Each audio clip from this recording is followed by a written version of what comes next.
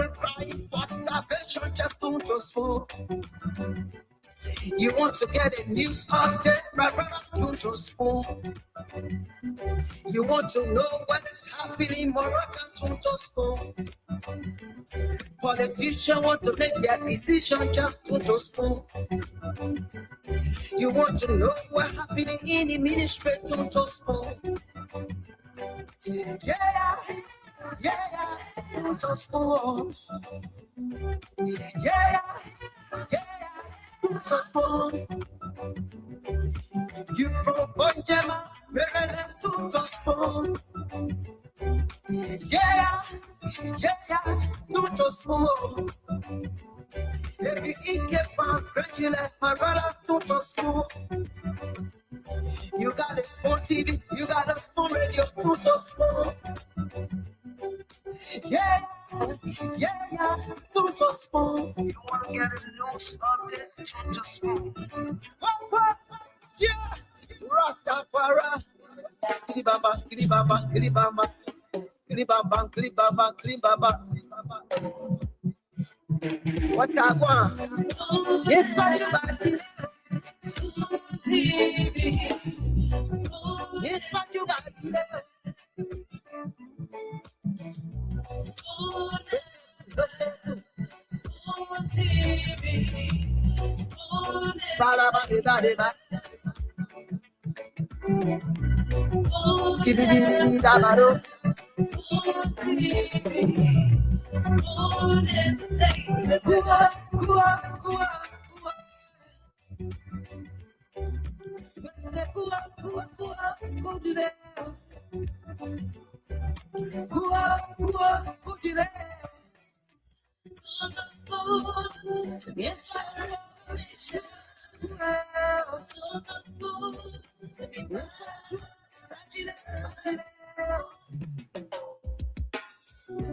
Yes, sir. A special one from the CEO, Stan coming with the spoon. And your boy, right at the South Bend. Charges on the beat. To get your information. To the spoon, to be part of action. Spoon,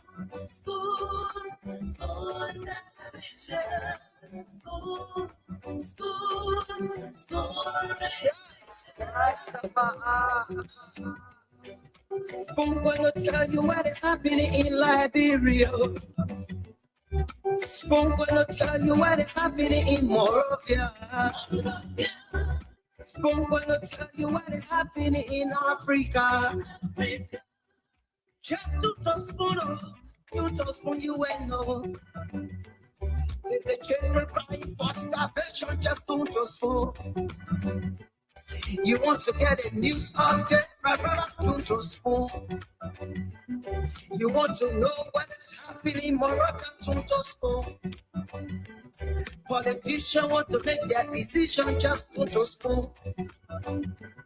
You want to know what's happening in the ministry, don't just spoon. Yeah, don't just spoon. Yeah, don't just spoon. You from Bonjama, Maryland, don't just spoon. Yeah, don't just spoon. If you eat keep regular, my brother, don't just smoke. You got a small TV, you got a small radio, don't just smoke. Yeah, don't just smoke. You want to get a news update, don't just smoke. Yeah, Rastafari. Kilibamba, kilibamba, kilibamba. Kilibamba, kilibamba, kilibamba. What I want? Yes, but you got it. Yes, but you got it.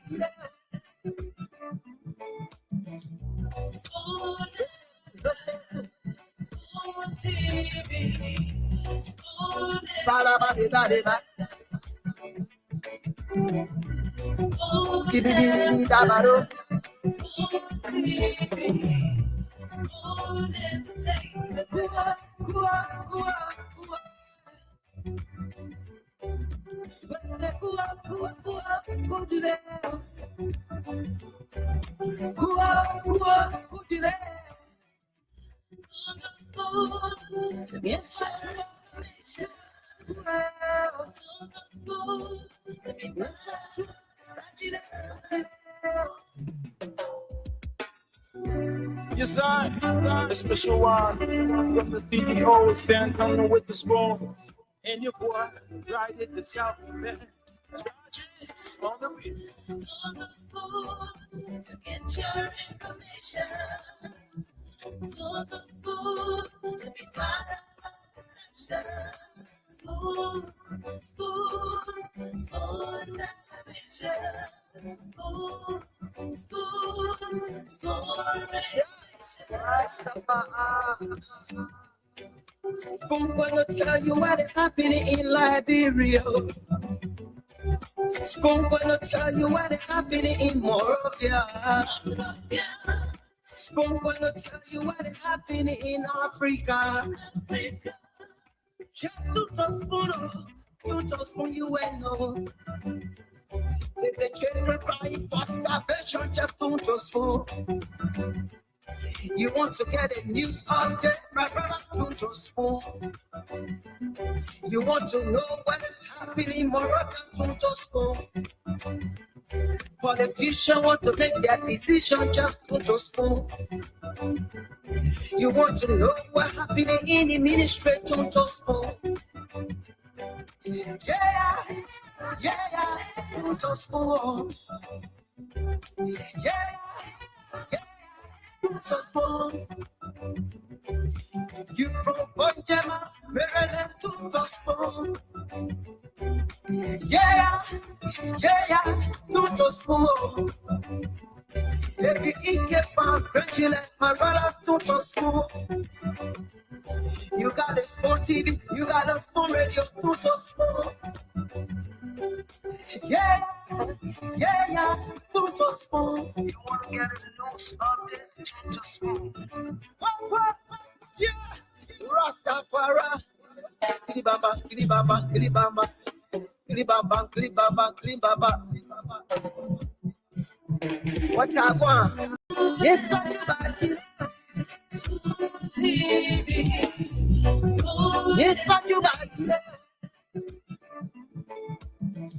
Spoon TV. Spoon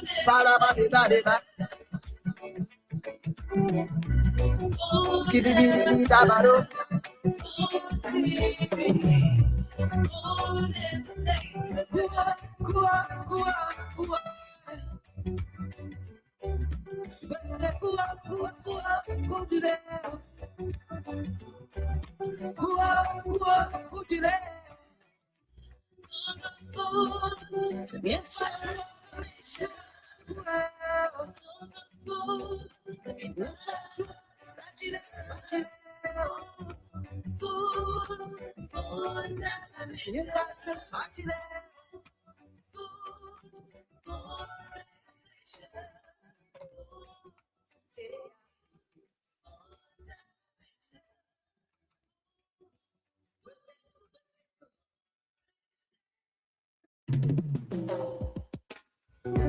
Yes, I, a special one from the CEO, Stan Tunnel with the spoon. And your boy, A pleasant good evening to all of you across Liberia. on the beat. Tune to Spoon to get your information. Tune to Spoon to be part of our discussion. To know what is happening in Liberia, the happenings across the ministries, the agencies. To know what the average Liberian citizens are talking about, what the issues are that are confronting the people. Just tune to Spoon for the updates, the views, the analysis, the breaking news, and of course to engage with the policymakers. I'd like to welcome you. This is the program Spoon Talk. We are here live across the Spoon Network. We're on Spoon 107.5 FM. We're live on Fabric Radio 101.1 and on several other frequencies across the country. Thanks to Voice of Liberia 104.1. As always, relaying the show. And a host of stations, radio stations across Liberia, most times relay the program even without telling us. We appreciate you for being here, for making sure that Liberians are informed, irrespective of where they are.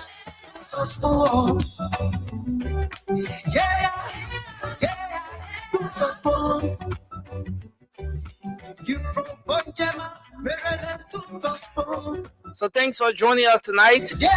My name is Nelson Kolev. I want to welcome all of you online, our online audience, those of you who have joined us by means of our different social media handles. I want to appreciate you for joining us tonight. We're on Spoon TV on Facebook, Fabric TV on Facebook, and Super TV on Facebook.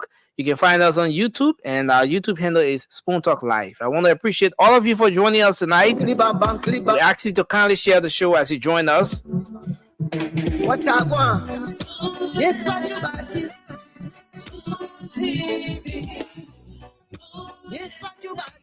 Let me I'll call across to welcome a few of you. I mean, the early birds, those of you who are here. This very start of the program, I want to welcome, let me start with you, Nathaniel K. Hill, a regular follower of the Spoon Talk. Thanks for joining us. Sam Popo is here tonight. I see so many of you joining in. Let me go here. I see Daniel Tante is joining in from his Tinkers Village resident. Thank you for joining us. Alasha Alexander Tente Jr. Otello DeLong is here tonight as well. Want to say thanks for joining us. Mustafa Lam, Albert Kolako is here as well. Thank you for joining us. Joseph Morris has joined in as well. Joseph Morris, thanks for joining us tonight on the program. And I see Hawa May Totiman is here tonight. Thank you for joining us. Gus Williams has joined us as well. I see William Garnett. Thank you for joining us. Lucas Godwin Plaza is joining us tonight. Thank you for joining us. So many of you coming on. We ask you to just keep sharing the show as you join us. Sylvester Dauber, William Colley, Wilfred. Wilfred is here. Wilfred. Okay, I think it's moving fast. But I want to appreciate all of you joining in tonight. Thanks for joining Spoon Talk. This is, of course, your program. This is the Liberian People's Program. This is where you get the updates, the analysis, and everything right here in a full package coming your way every weekday, Monday through Sunday. Yeah. And I want to welcome you tonight to this edition of the program. Well, there's a lot happening across the country, different conversations going on. The opening of the Supreme Court. The court's opening was today. You have the government represented in full today. The executive, the judiciary, the legislature, full representation today at the level of the Supreme Court. A lot was being said. Once the CEO and the rest of the team come on, you get all of those updates. Yes. The Chief Justice made some comments about, free speech, further interpretation, further emphasizing what the limits, what the do's and don'ts of free speech are, and what you can do under the free speech doctrine, what you cannot do, connecting it with the Justin Obayezian or perfect key situation in the country, one of the recent legal issues that took so many people by storm recently. Yeah, so that it was a very colorful event today. The president was in attendance. The speaker of the 55th legislature, Honorable Richard Nagbe-Kun, was in attendance as well. And of course, the Chief Justice was there as well. And the full bench of the Supreme Court and all other invited persons. Well, it was a great event. And updates, you get that once the CEO and the rest of the team come on. But on the flip side, a lot of things have been happening across Liberia today. Most of you have been following the situation with the Liberian national in Ghana, Austin Tengwe, who was a victim of mob violence recently in Ghana. And that situation stirred up some sort of tension, if you may, between the nationals of the both countries, citizens of the both countries. And today, the latest update on that is that the Liberian National Police. Oh. you see, okay. So let me pause that. Okay. So, but see, why you came on so early today? The Liberian people say they want for you to go back small, so they can get us there are a few updates and express themselves on what's on your mind before you can come in. But I'm not disturbing anybody. I'm here. Let it talk. Now I came to attack. I came to attack you. Oh.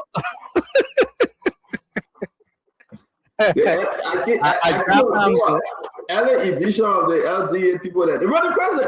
The people that running crazy, Nelson. LDA that scam. LDA people that scam. Mm-hmm. The lying ahead, they're calling all over a big blunder from the LDA. President Boy got to get rid of them as soon as possible. As soon as possible. Forget investigation. The mangoing everything. Now, see, let me say something to you, right? The reason why we do this show is to help this government to progress. That's the only reason why I'm doing this show. Right now, the time changed. So at 4 o'clock, it's 4:20 here. It's 8:20 to you. I'm happy. Yeah. I will come on the show and do 3 hours. Hey, man. You're welcome. You're sharing the show. The LDEA. They are the big, listen, the guys that can lie. They can lie. They earn the money. Also, to be honest with the money. They earn the money. They earn the money by the way. But listen though, we got a lot to discuss today, right? Somebody sent me a video that the people on the street when President Bouacar were passing the booing him. Is that true? No, I haven't experienced that. I haven't seen that. I put that in that bracket called AI. I think that AI bracket. I'll put that in that bracket called AI. I think that citizen trying to do that. I see Dishon trying to do that. Nobody will boom up a bit. Nobody can pull up a bit. But again, you know what? We'll make progress. We'll make progress. Ladies and gentlemen, boys and girls, welcome to the beautiful March 9, 2026 edition of Spoon.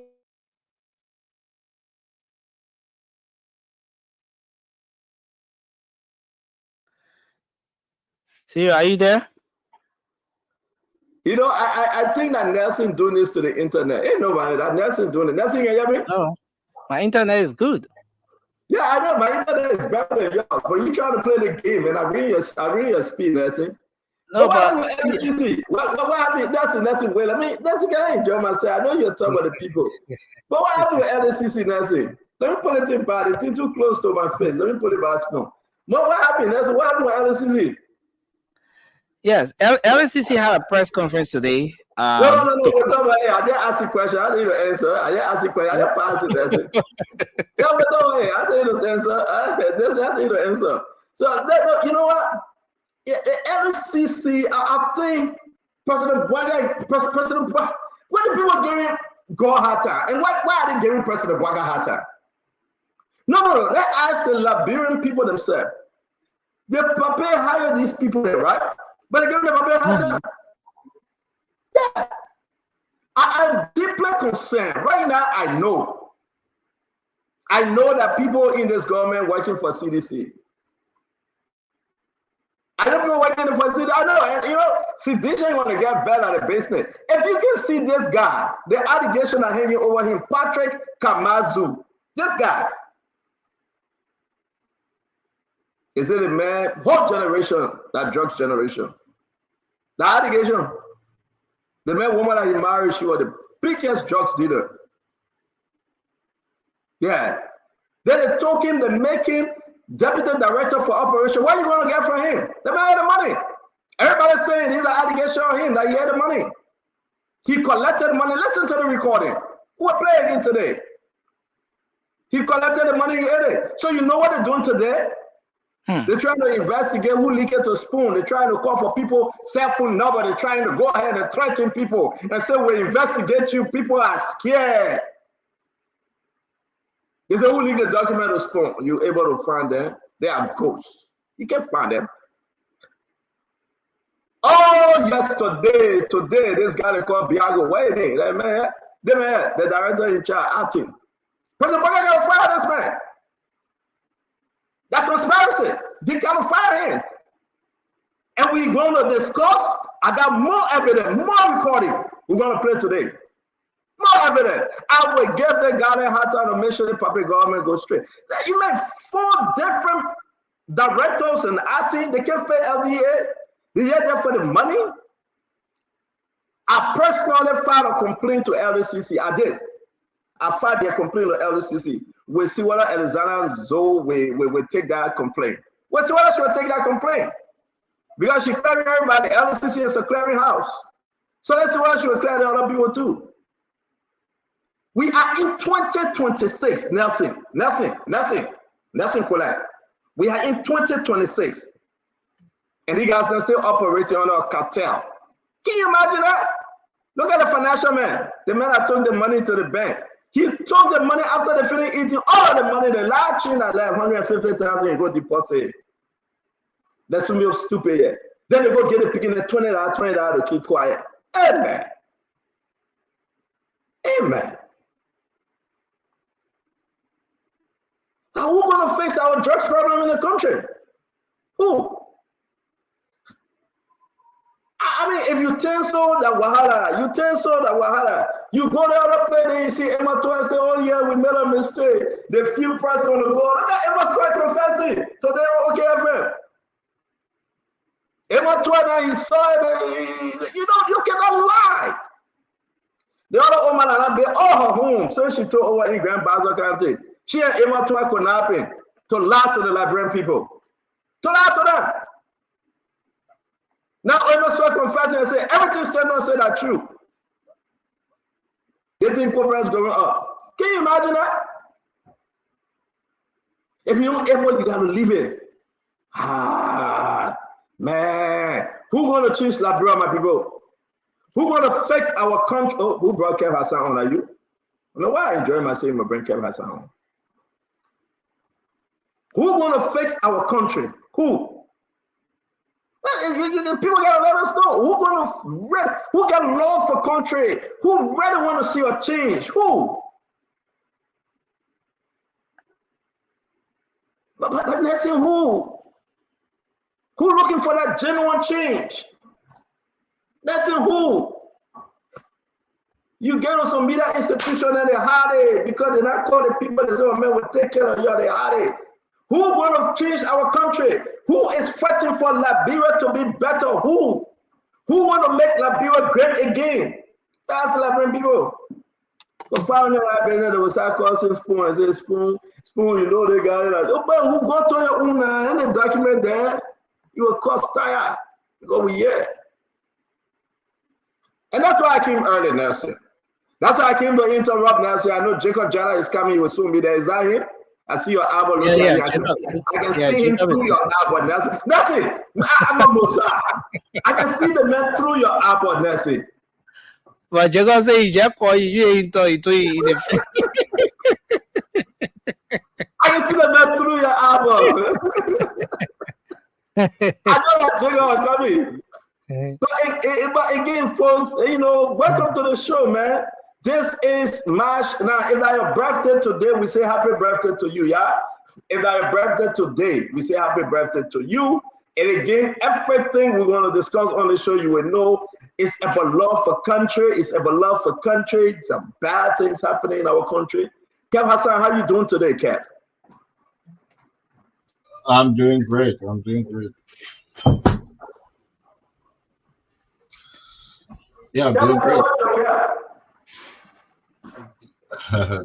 Kev, why Joey are not talking? Joey are scared to talk yet? Let's go and set Jacob up now. That's why I put a flyer up if you can set him up. Okay, so I think I'll just have him to sit in my seat. Can't do anything. You don't have that Nazareth, man. Yeah. Kev, go ahead. Now, why is Joey at Kev? Person, we are in Liberia. What you want to hear again? The man ain't Liberia. You want to hear something else? Yeah, put this thing down, man. You back it.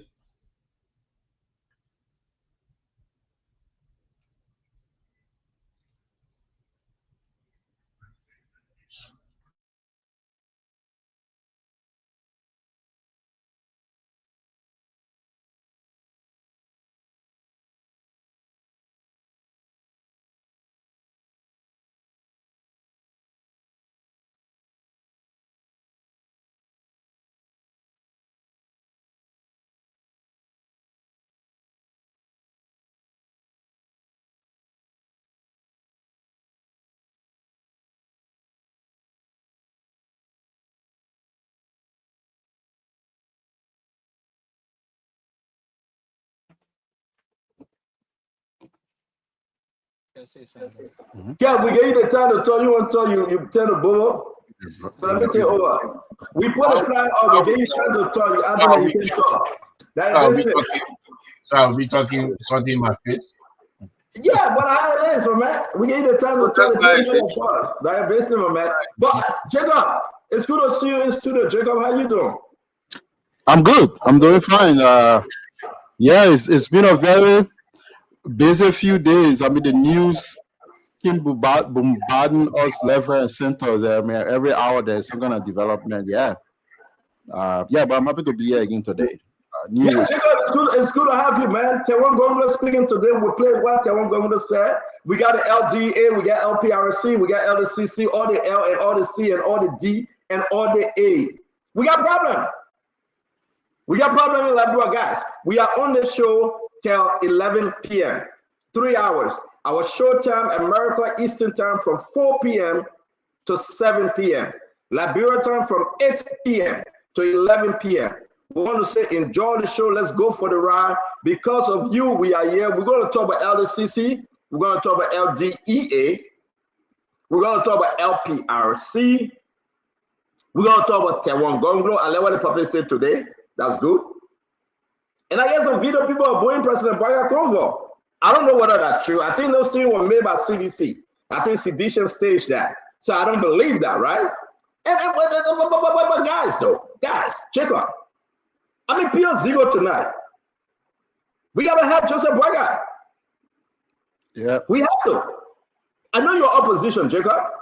We got to talk about free Prophet Key. What's going on with the Chief Justice? Is he serious you're going to put Prophet Key in that place for £6? They just opened the court. He got a free Prophet Key. We demand that he free Prophet Key. Yes, we do. We demand it. They say he got a free Prophet Key. Yeah. Be free. Well, talk about all this thing. Take it or leave it.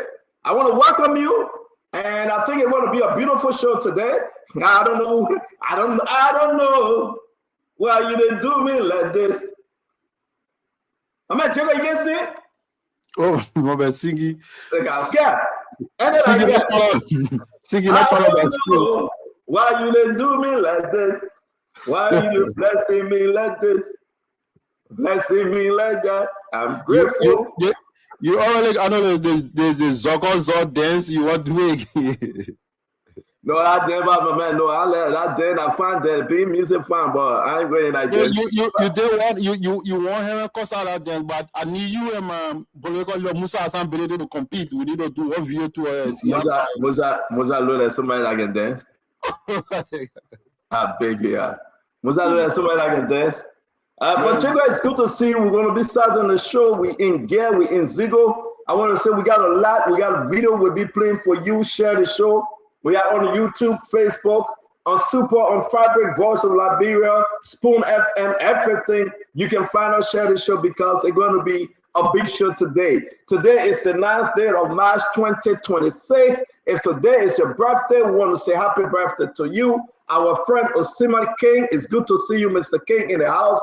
Oh, Watia Twe, it's good to see you. The name is Gantopo Noah. It's good to see you. Stephen Kaba. As always, Benjamin Kwame. is here. Matthias Sadat is in the house. Ezekiel is here. Sam Popu. Sami, what's up, my friend? Victor Faya is here. Ronan Tia is here. Moses Sagbe. Moses, how you doing? We're going to welcome, the name is Lucas. I think that's it. Lucas Going Pizza. Pizza? Not there, the man in Pizza. Abba Kotoko. Abba, wherever you are, we want to say thank you for joining us. We bring in Hawaii. Yeah, Hawaii Totima. Gus Williams, Joseph Morris, Mustafa Lohan. Hey, ba, what kind of channel in there? So, Lohan? Do we have Lohan in Liberia? Check out. Lahon? No. Lohan. That sounds What kind of Chinese. name called Lohan? That sounds Chinese or something. Yeah, who they got Lohan? Really, I don't want to spoil the man's last name, man, but Lohan, I think, Chinese very close to Kisi. So maybe, they're from Lofa. Maybe Lohan from Lofa. They are very close. Oh, I see my man Emmanuel George is coming. I heard that Mr. Cummings is in America. Mr. Cummings and Emmanuel George, they were sitting on the table, right? And let me say this, and I'm kind of confused. But the plate was between them. And the food on the plate. So let me ask a question before my brother Emmanuel George come in. And I will put it up. I want to know who ate that food, Kev. Because if you look at the plate, right? Because I told her the man I push the plate on the other side. The man push the plate on the other side. I mean, you can't call it. I know that Mr. Cummings ate that food, and you. But Mr. Cummings eat the food, so you can't get fat. Mr. Cummings skinny, so I don't think that Mr. Cummings. But I heard that Mr. Cummings is in the United States, and he was hanging out with his ANC folks. They were having a nice birthday party for their former queen, and I'm saying to you, man, Mr. Cummings looking fresh.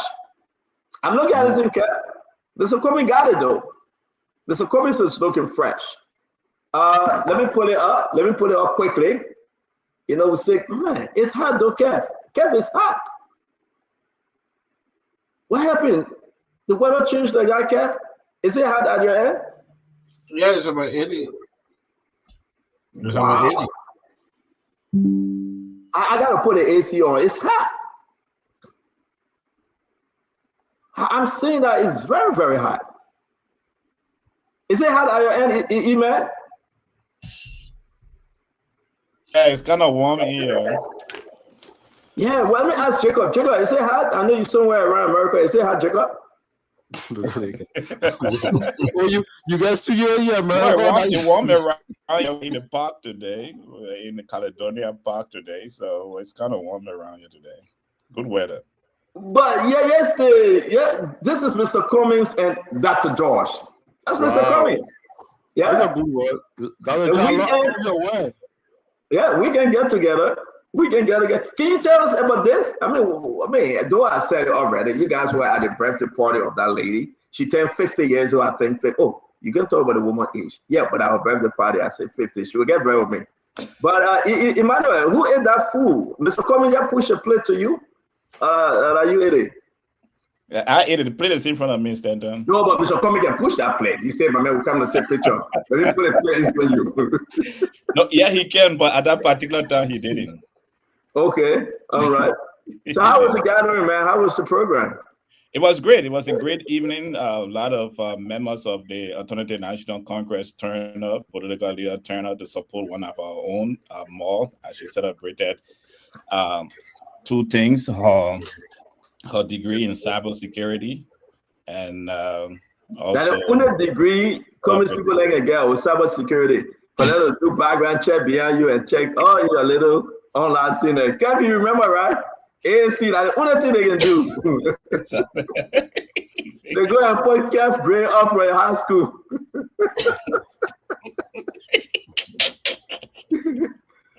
Yeah, but it's good to know that Mr. Cummings in America. I hope we can bring him back on Spoon, that we can have some very unique conversation with him. Listen, it's good. I will say this though, before we move on. Kev, Do you think Mr. Cummings deserves a chance in Liberia? And let the Liberian people see what he can do in changing our country. What do you think, Ed?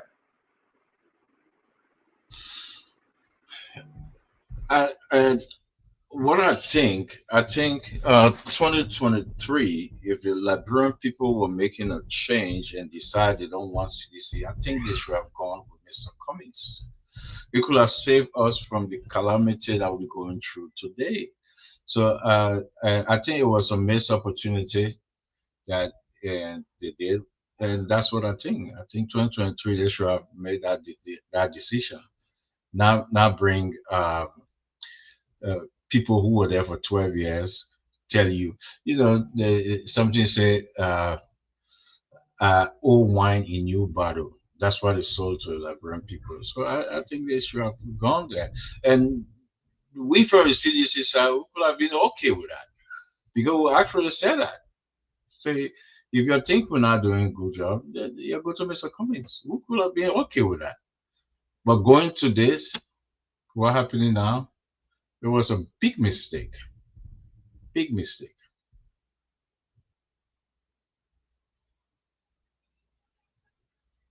You meet us, Stanton? Yeah, Stanton, I can hear you.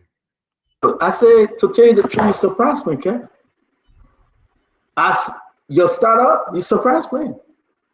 I think, Kev, I think you have matured in this politics thing and this propaganda. Your answer is unique. As an opposition, I agree with you. Most of the time, I really don't agree with you. But what you said today, you place it right as an opposition. Seriously. And you've been fair. Jacob, you think Mr. Cummings, the Liberian people should try him this time around going into 2029? Because people say now you tried Master Joseph Boakai, vice president. You trying Joseph Boakai now. You tried Joe Weah. Who's the alternative? Who can change that bureau? Who we have not tried? And things just getting worse. Well, what do you think, Jacob? Yeah, so it is a difficult question for me to answer because, of course, my party is putting forth a political leader. We vying for the presidency, of course. So I think Mr. Cummings, factually speaking, he is a good man. I mean, he has a lot of relevant experience, and I think he definitely can make a good leader for the country. I think the country needs to change gear. We need to move in a really radically new direction, and that's why, for me, I jumped on the CMC bandwagon with Musa Hassan Bility, and of course, Bility's experience as an entrepreneur, as a business person, as someone who's investing in this country, helping to develop the country all over the place. He shared a great deal of commonality with Mr. Cummings, as a businessman, as an entrepreneur, as somebody who delivered excellent results before in corporate setting, and he's also been on the ground, lead for a while, contested twice. So that is the kind of complexion of leaders we need now. And I think there can be a question about winnability. It's always part of the discussion, but I'm sure that's not what you're asking about. You're basically asking about the right profile of leader that we need now, purely honestly speaking, to take the country in the next level, because it's like levels. We need to move to new levels, as a country. We've done quite a lot. Unity Party, I don't think Unity Party has what it requires to really turn this country to a middle-income country, to make this country prosperous. They had 12 years, another 6 years, nothing better right now. Things are so tough. Don't take my word for it. The president himself said it.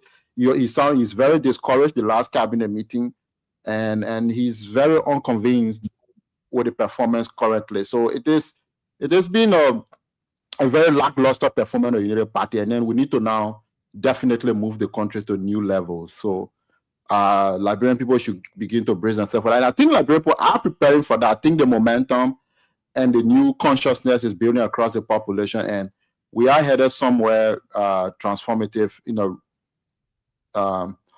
very near future. That's what I believe. And I think Mr. Cummings is going to be part of that new Liberia and the new direction we're moving into.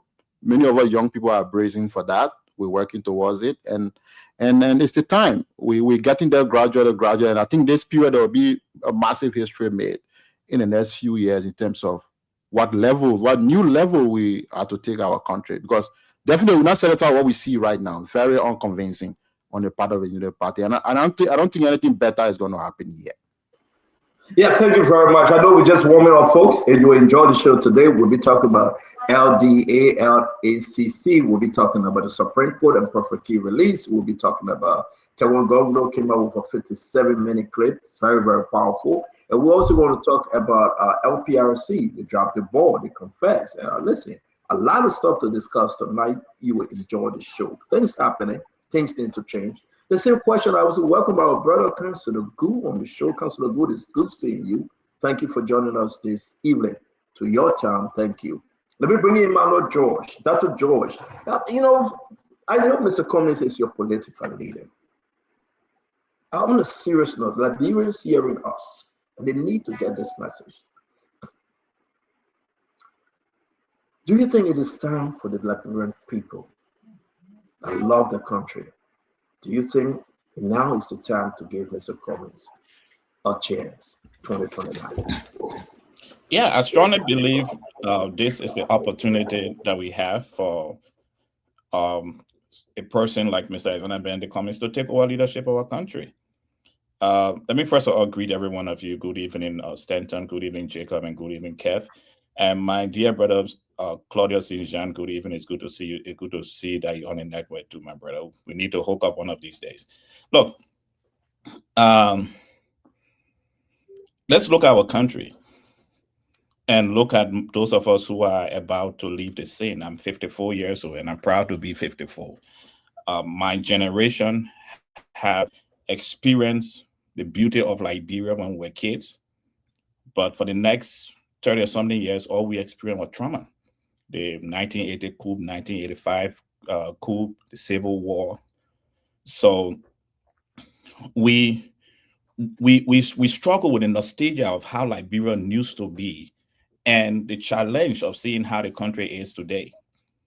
And that is not because we lack smart Liberians. I used to run a show in Nigeria and then on network here that called The Evidence, where I spent weekend interviewing Liberians who are very successful, all walks of life, all over the world, doing great things. So it's not a lack of experience Liberians, a lack of leadership that we're struggling with in our country. That's what we have. We have everything. We have the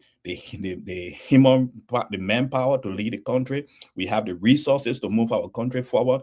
We have been with everything except we keep getting leaders who are poor leaders and not moving our country forward. And that's where I believe that Alexander Benedict Cummings will make a great difference. First of all, he understands the economic of Liberia. He understands what it takes to transform this country. When many was thinking that we could not get a budget of $1 billion, he articulated it clearly at the Painesville City Hall during a debate there that we can do this. And definitely now he's articulating that he congratulates the government for reaching the $1 billion, but he believes we can move it up to between $2 to $3 billion. So Liberia, Mr. Cummings has all it takes to transform the country. And besides that, he have continued to tell Liberia, I'm not going to be waiting for the paycheck of the country. I have made myself, I have been successful by the grace of the Almighty. And you won't be worrying at night that's going to be put your hand in a government coffers to enrich himself. He really does not need to do that, and he doesn't intend to do that. And that's why we are giving Liberia. Okay, just a quick passing by. Let's push this in quickly. Okay. You know, yeah. So that's why we're giving Liberia opportunity to look at Mr. Alexander Benedict Cummings and what he brings to the table, and what the experience he has, and how he can help transform Liberia. And one thing we can finally, I want to make one more point before we move on. I beg you. No, hold on 1 minute. Check up. Hold on. Finish up, Emmanuel. Let me land on this. One thing Liberians can be sure of is that every government, Mr. Cummings, have laid down a perfect economic plan that even the government can pick up today and run with it. So he's not selfish and greedy about being the president of Liberia to lead Liberia. He always tried to offer ways to move this country forward. So yes, thank you very much, guys. It's just a flying question. Do you think at this time we need another leader, not the past people that have been there before, right? Not Josh Mann-Williams. On a serious note, because we know him. You know, Madam said he will not come back. And Joseph Boakai will be finishing, not to bring him back. What do you think? Liberia deserves better. Do you think these people, if you bring them back and keep on recycling them, do you think our country will be better? And that's the discussion today. And we lay out every other thing we have seen and we continue to see in our country. Do we need a recycled politician that agree with everything, the status quo of the country with nothing changing? Do we need a recycled politician that will say, let's go for investigation, and when there is investigation, LCC clear the individuals? Do you need a recycled politician? Just believe in yourself that even when you go to the court clear. What other thing about the clearing house? And that's what we're discussing today. Don't tell me the law. I don't want to hear the law. The minds of the people have to be about the future. What's going on? We told my Eden was going to face it. Gonna get a bad person. My Eden King, she wasted WhatsApp. Now she calling for a made foreigner citizen. We told how you call it, Joe, we are going to face it. President, Vice President said that 1 minute. You are there with my Ellen. That Joe, I can't do it. Joe, he wasted WhatsApp. We beat on him. We condemn him. We said that bring the paper back. My Ellen didn't get a paper chain. We brought the paper back and see what happened. LG and STD money. We brought the paper back and see what happened. LCC clearing everybody. Anybody go there to clear you. We brought the paper back. The LPRC, they can tell the truth. SOE not reporting. Imagine SOE say it's in their own. They refusing to report. As of today, 3 months now, 2026, they have not reported anything. Go ask Sekou Dukley from National Police Authority. Where the money going? Joseph Boakai bet. They didn't tell you we're paying a $10 million marshal for you. But guess what happened? Now one person is now called to investigate. That vestation there. Joseph Boakai had a whole cabinet meeting. He said, so the people that are not performing. But what happened? He said, you're going to wait, get your camera, we had another cabinet meeting. What's going on with our country? What's going on? Yeah. And still don't.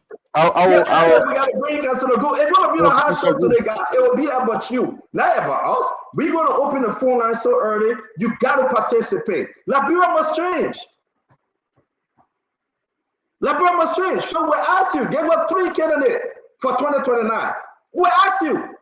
Somebody can get you father and say, you know what, but begin, you know I'm working for you. Tell the father, go on spoon to go take call. Somebody can get you one bag of rent and say, you know I'm working for you. I will pay your children's school fee. That's why you will eat. Look at for the formula that buying $250,000 mansion. Look at the other ministers and commissioners building their hotels. That time for them to eat. Your time finished. But let's hear you, Jacob. Let's hear you. Today will be the hottest show. I just want to, I just want to make a quick point, a quick fire point here. So, you know, of course, this is the fact of the matter. I mean, the Union Party, Joe Boakai launched a rescue mission. I mean, this is a mission, a rescue mission that has failed so far. And we need to rescue. You need to launch a new mission. So, and then you made a point about Ambassador Weah, for example, Mr. Cummings, Musa Belete. I will make those suggestions. I think these 3 individuals, sooner rather than later, will have to begin to have a real, genuine conversation around where we are now and where we want to go as a country. And then that the dialogue needs to be extremely selfless. And then that dialogue has to put front and center the general interest of all Liberians and, of course, the interest of the country. So it is not for me. My strategy definitely will not be like, you know, we have to like simply like chop and change or divide and rule in our contest. No, there has to be some kind of viable collaboration, a coalition of Liberians, like a coalition of the willing, a mass coalition of Liberians coming together. And I think Musa Belete, Alexander Cummings, Josh Weah, these people have to be part of that kind of dialogue with all of us who are stakeholders here to really begin to have a real solid, genuine conversation about the future of the country. And even if there are pro. I'm there are some individuals in the Union Parliament who want to be part of that conversation. They should be free to be there, so that we can really chart a new course moving forward. And I think that has to be the direction. Thank you very much. Thank you very much. Okay, so Councillor is coming back. Thank you, Councillor. We want to say to all of you, welcome to Spoon Talk. Yes, indeed, welcome. It's good to have you. We're going to have a wonderful show today, but just something very quick. Somebody, I didn't know that I had Saturday on Mr. Cummings. Watch.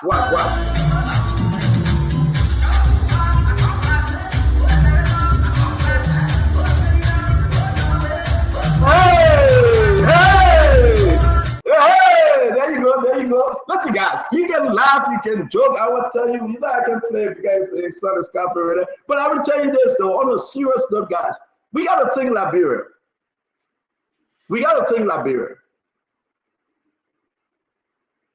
Don't tell me our country is trying. We didn't bring President Baga to try. Don't tell me we're making progress. Where's the progress? We got to change Liberia. What do you think? Who do you think have that boldness that the person should be fearless to fight the system of cartel? The lawmaker then just making money over $60 million to get to the year. Can you imagine that? You got a regime speaker that's sleeping with all the women in, refusing to get them money. They got to come on spoon before they get money. Can you imagine a speaker that will not travel around the world, but because he's just sleeping, he's doing prostitution? Can you imagine that? It's there. They're accusing him. Since you're quite accusing him, the other lady accused him. What are you going to get out of that speaker? What will you get out of such a speaker? The man cannot control him, you know what? What will you get out of him?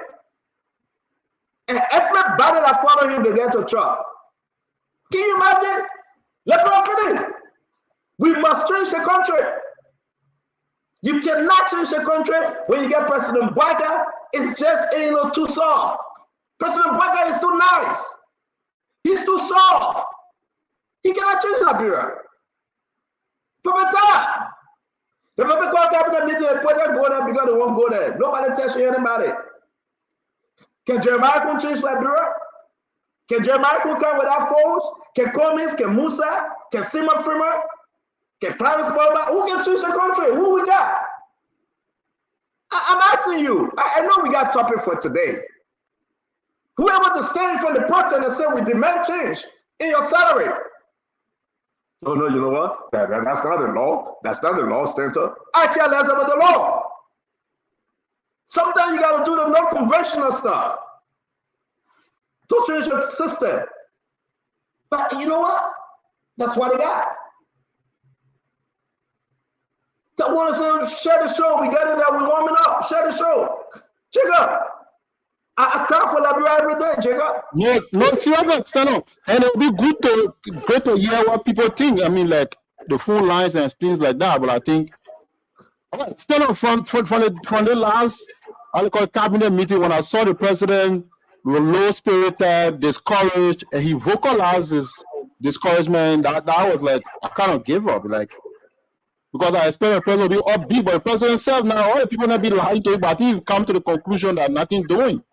You know, the performance is below par. Yeah, it's been a very, very poor performance the last 3 years. Be extremely catastrophic performance. And I think it's sad. We need to relaunch things here. So we need to have some kind of grand coalition of Liberians who will come together from, and not so much about party, but just Liberians who are interested in today and the future of the country coming together to begin to really have a serious dialogue about where we go.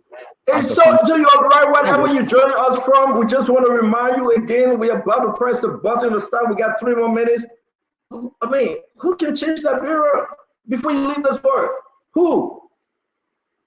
Listen, don't blame Stanton. At the time we thought President Bouaga could do it. Thought the woman had the strength to do it. Yes. We thought you were going to come. Even Sedisha were afraid when they heard the name. President Bouaga, they were afraid. Now Sedisha are relaxed. They are complicit. Unity Party people complacent. No more fighting. You chop, I chop, go back chop. That's what's going on. Don't tell my own. I will not tell your own. Let's don't get break news. That's what we got. That's exactly what we got. So listen, you know, I don't know who you got. I mean, if you get here, you gotta leave this. You gotta put your say in the bag, Counselor. I don't know who. I don't know. It's up to you. But Kev, let's do quick right here. We got only 3 minutes left. I gotta put up the topic. Say, Counselor, we're in the back. Let me hear you quickly. Stanton, this thing always baffles me, right? When people say that, I listen to my brother Jacob saying that the president demoralized the president. You know, Jacob, let me tell you something. One of the reasons why they decide to plan that fake coup against Mr. Cummings, because they knew that Mr. Cummings would not stand for the nonsense they're doing. They know that the puppet is not up to tax. They know his capability. They know his mindset. They know the puppet, once he get his small thing, he get his thing, he come, he put his hand in a pocket, he walk like he you know, all he want to be president. They know that. They know that. And that's why Mo Ali and others, they set that coup against Mr. Cummings, because they never wanted a strong and hard guy. So for people to say, oh, the puppet feel discouraged, the puppet never had it in him. A track record shows everything, nothing in him. You stop saying this. The puppet demoralized, the puppet don't. So let that hold you there. Let you hear from Gu and Fubi quickly. Thank you, Kev. Kev, thank you. Counselor, it's good to see you on, man. You're following the conversation quickly. 30 seconds. Thank you, Zedon. Let me say good evening to my fellow panelists. I'll pick up from where Kev stopped.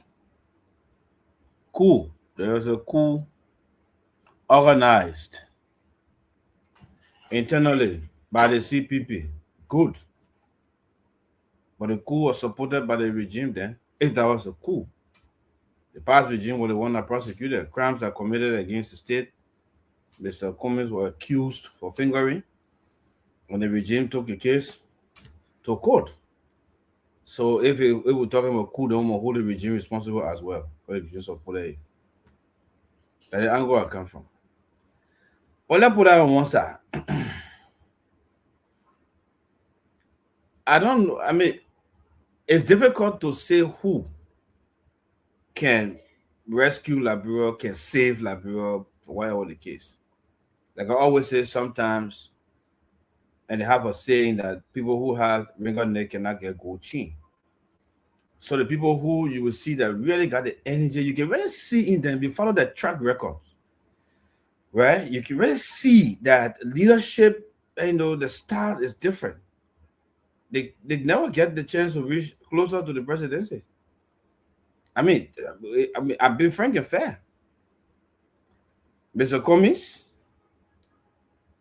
Tiawan Gonglo, he has overly demonstrated to me that he can be a very decisive leader.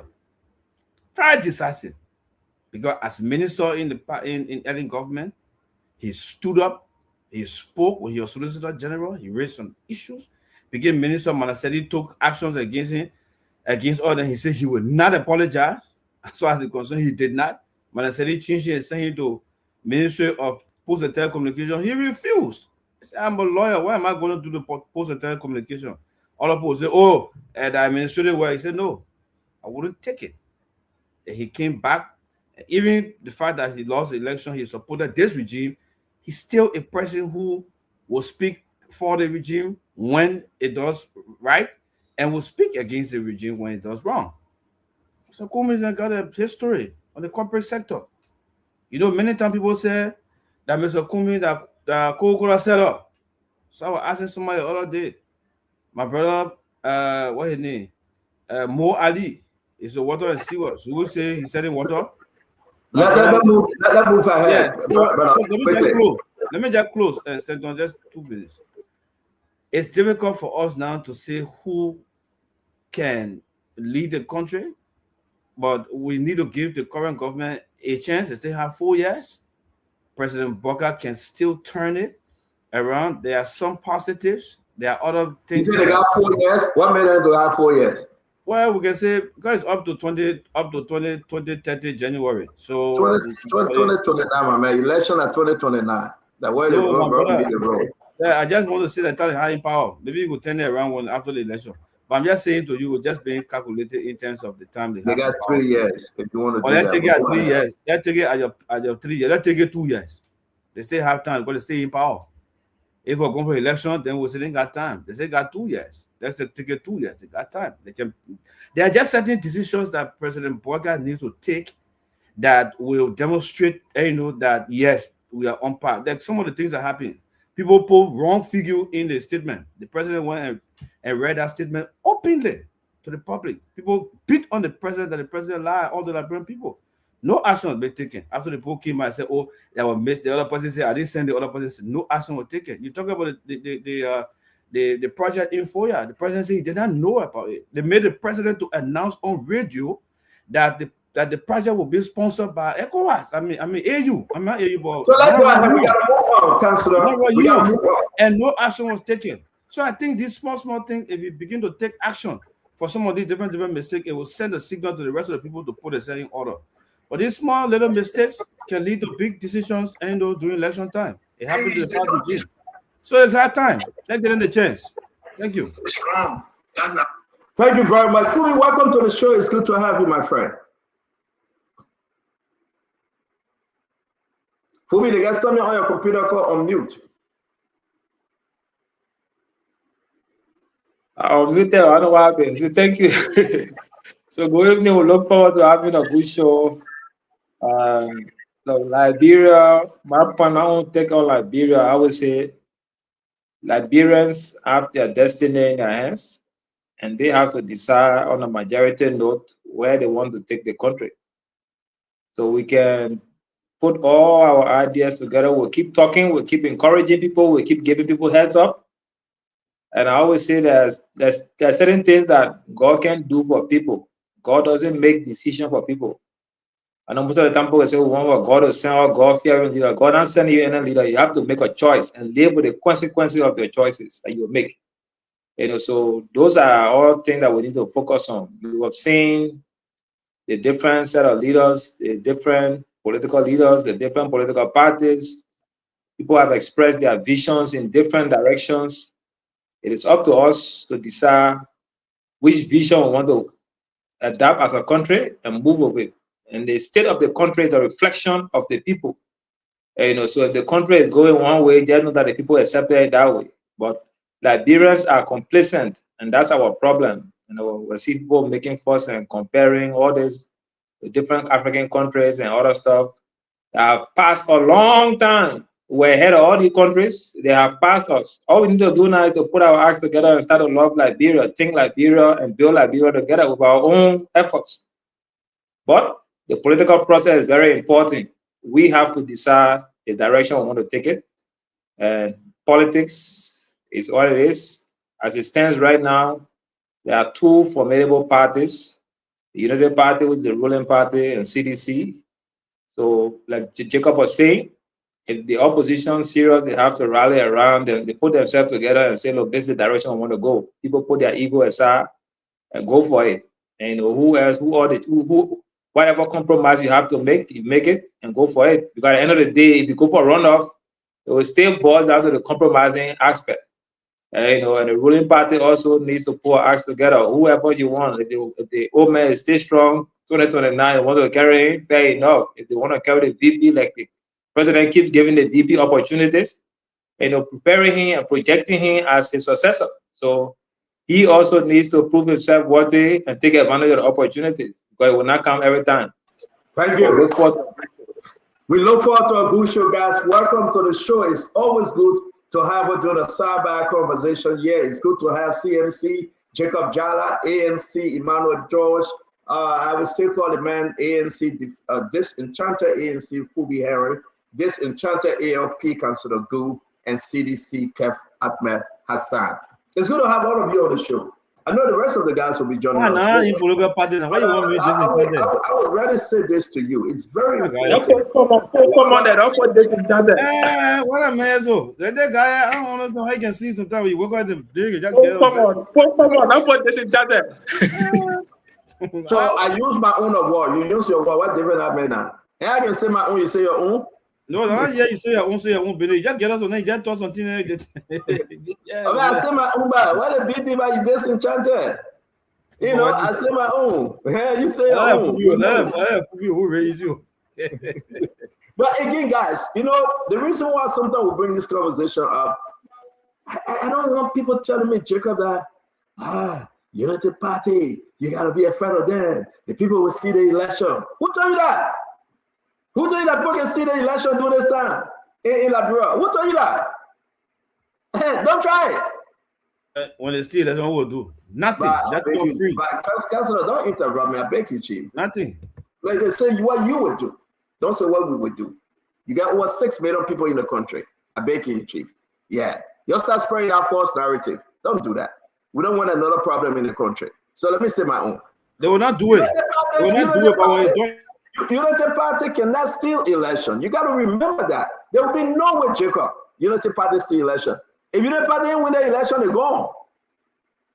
The people you're saying they're trying Bamu or Divakola, they will be gone. You cannot do that. And I think they're thinking on it. So here's the issue.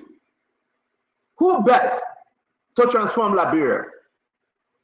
I want you to think about it. We're not talking our own.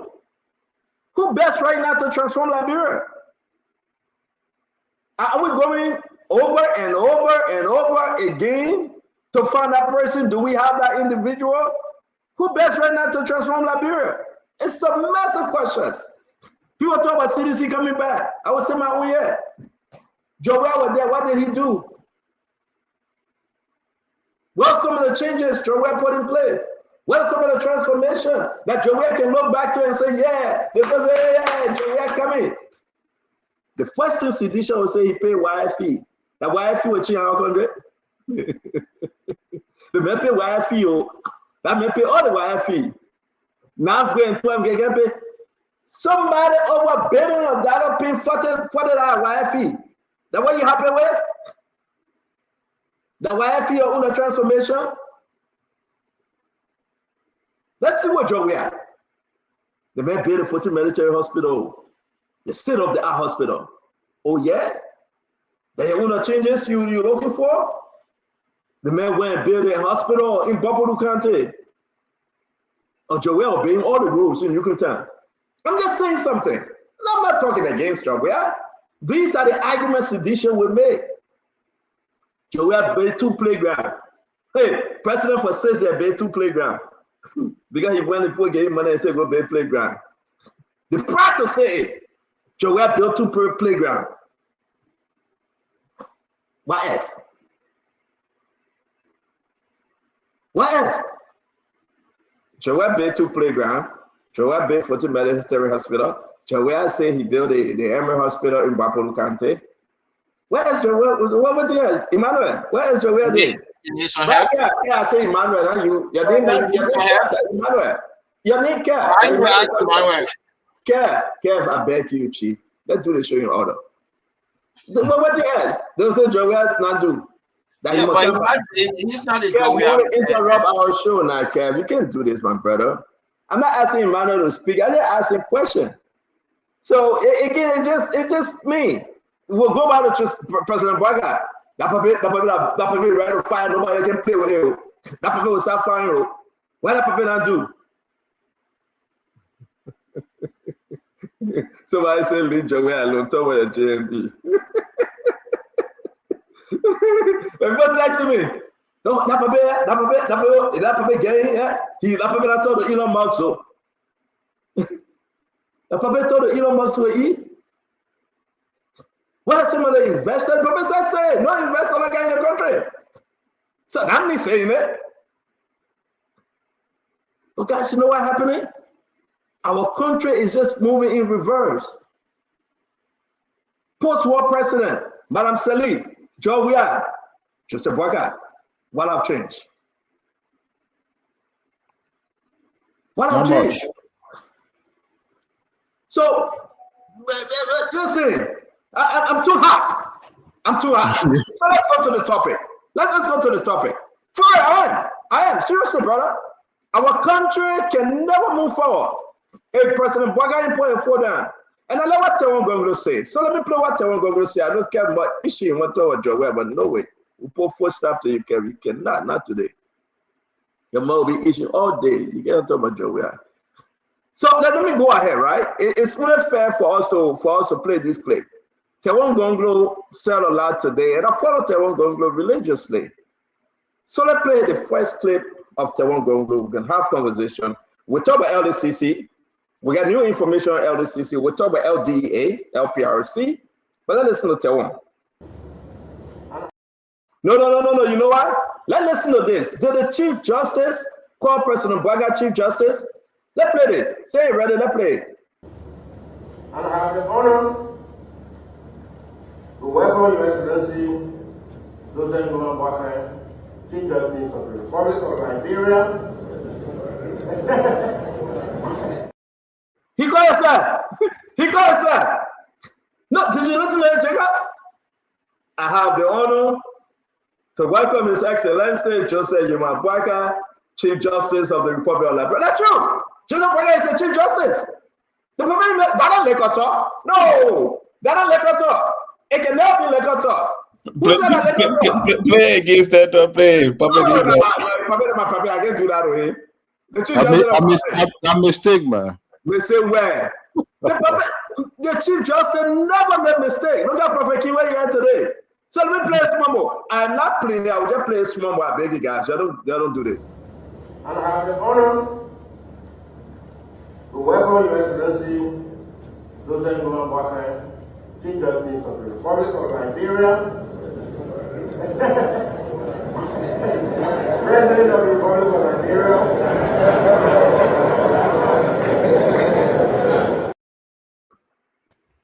You know, that's the red tattoo that is given to the president. Jacob, I don't believe that he made a mistake. Because you know what? Everything the president wants, he gets from the Supreme Court. So yes, the Chief Justice. But virtue of the fact that everything the president asked for, he received. Dala? Jacob, Dala, Tora? No, I wouldn't want to say that. You stuttering because you're in Liberia. You talk today, Dala? No, I will not jump that far to say everything. So are you saying that as a mistake? Yeah, I think it was a slip of tongue. He probably corrected himself later on, but yeah. Okay, Kev, what do you think? Kev, you think that mistake, Kev? Well, let's look at the record, right? The tenure, the real Chief Justice say, hey, the ultra-virus, right? Papi say, I will work with the quorum. You say, I don't listen to you. How can a president look at the Supreme Court, right? And defy the Supreme Court? Then you say he's not a Chief Justice? He picked his man, he put him there, and he tell him what to do. First of all, he told him, I want you to dissent from the statement you made before that you support the other justice and in the chambers, right? On the case, on the Kofa case, he changed. He tell him what to do. Anything he tell him to do, that's what he do. So it was no mistake, nothing clear. He's the Chief Justice. The president is Chief Justice. He running the show. He running the show. So it was not a mistake. This is what they talk in the back. They laugh. Say, oh, Mr. President, you put me there, but you know you guarantee you won. You know you're the Chief Justice. This is what so it's quick. Listen, gentlemen, let me play again. Welcome, Uncle Sam. Uncle Sam, it's good to see you. Let me play it one more time quickly, and we'll hear from the rest of the guys. And I have the honor to welcome Your Excellency Joseph Boakai, Chief Justice of the Republic of Liberia. And he lied. He lied. He called himself. But I do believe that he meant what he said. If this is not my cause and my cause, I can get my own view. Everything President Bwaga wants, President Bwaga receives. Check out, how dare you say that No. Stella, For me, how dare you say that slave at all? That's No. what, you know what? So, Musa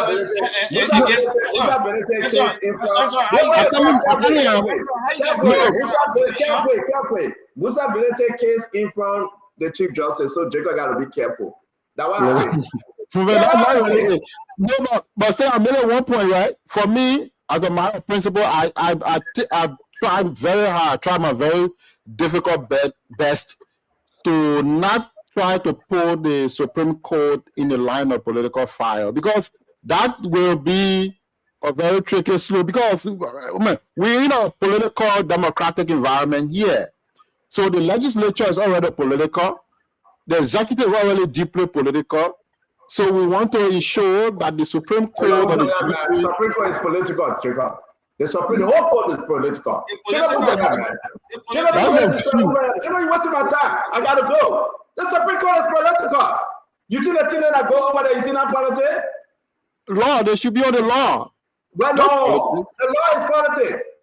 The law is political, I said. Who created the law? Politics created the law. Interest created the law. Check what are you talking about? Immanuel Joe, what do you think? The Chief Justice misspoke? Stanton, I find it extremely difficult to reach a conclusion because the Chief Justice was reading.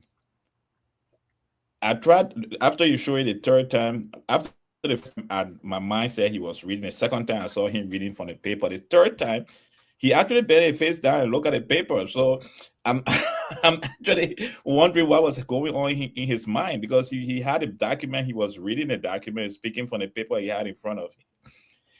And then after he said that, nobody corrected him before he started laughing. So whether it's a joke he was putting in his message, but he's a Chief Justice. Lawyers don't make those kind of jokes. Councilor Gu is here, he can correct me. At that level, you don't make those kind of jokes. So it's difficult for me to say that he made a mistake or not, because he was reading a document when he spoke. Secondly, this person and Councilor Gu, I don't know because it's not clear. The justice sitting near the Chief Justice seems to be the first person he appears to be in shock. He appeared to be in shock when the Chief Justice mentioned that the President of the Republic of Liberia, the Chief Justice of the Republic of Liberia. But it's difficult for me to say that he actually made a mistake, because he was reading. I mean, he was reading the document he had before him, except he had the paper and was not actually reading that paper. Okay, thank you very much. We got to move on. Before we bring in the counselor, we'll play it one more time. I want you to take a look at those I was saying. And people started laughing, right? And they listen, we can put politics in this, but I know. I know I'm going to have the last word here. But what do you think? Listen to the Chief Justice. Just listen. You think you were overly excited to have the president sitting there?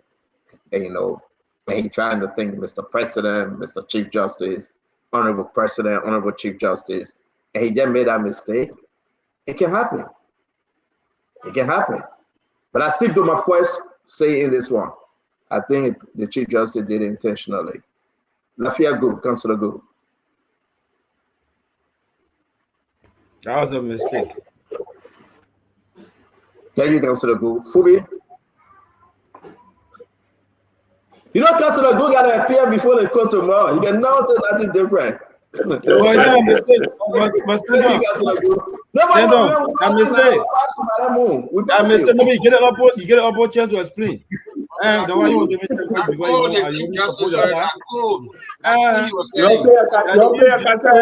the Chief Justice made a mistake that he even caught himself and he laughed about it. But the whole court, everybody got, but I knew it was a mistake.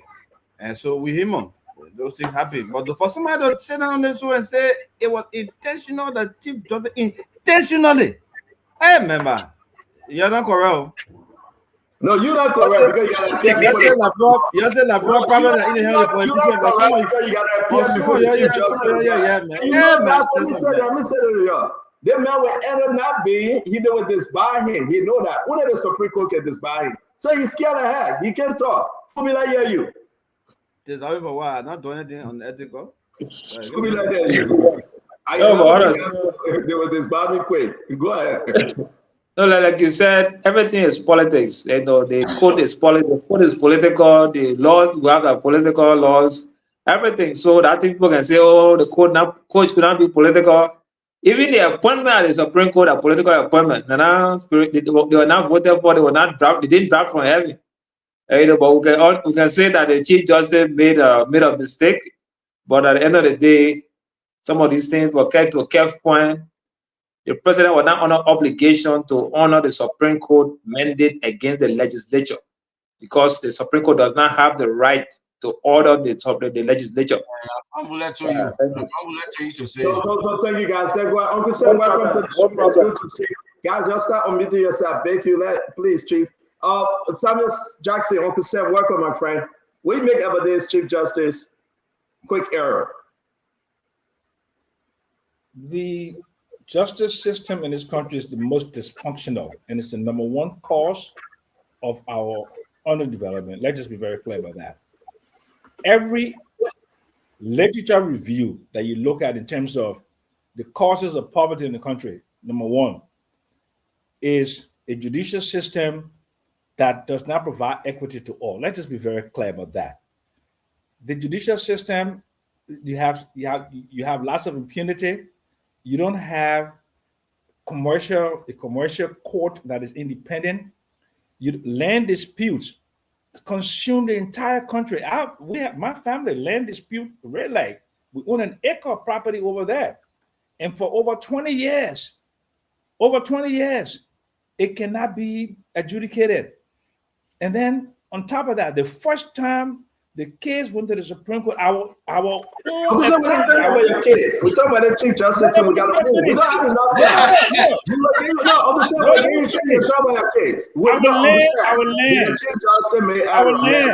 We got to move, Uncle Sam. Yeah, but we're getting you a chance to talk about our case. I tell you something, bringing him Sunday one-on-one for the case. There's no way that Chief Justice. There's no way that Chief Justice can make a mistake like that. He's not a stupid man.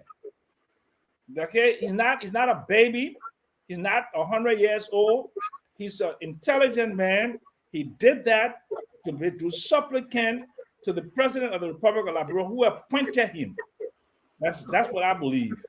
Thank you very much. Let me bring in Colonel L. Remy Gray. Uncle Sam, seriously, I want to hear about the issue concerning your land and the alleyway. We'll get to it. Seriously, we want to hear more about that.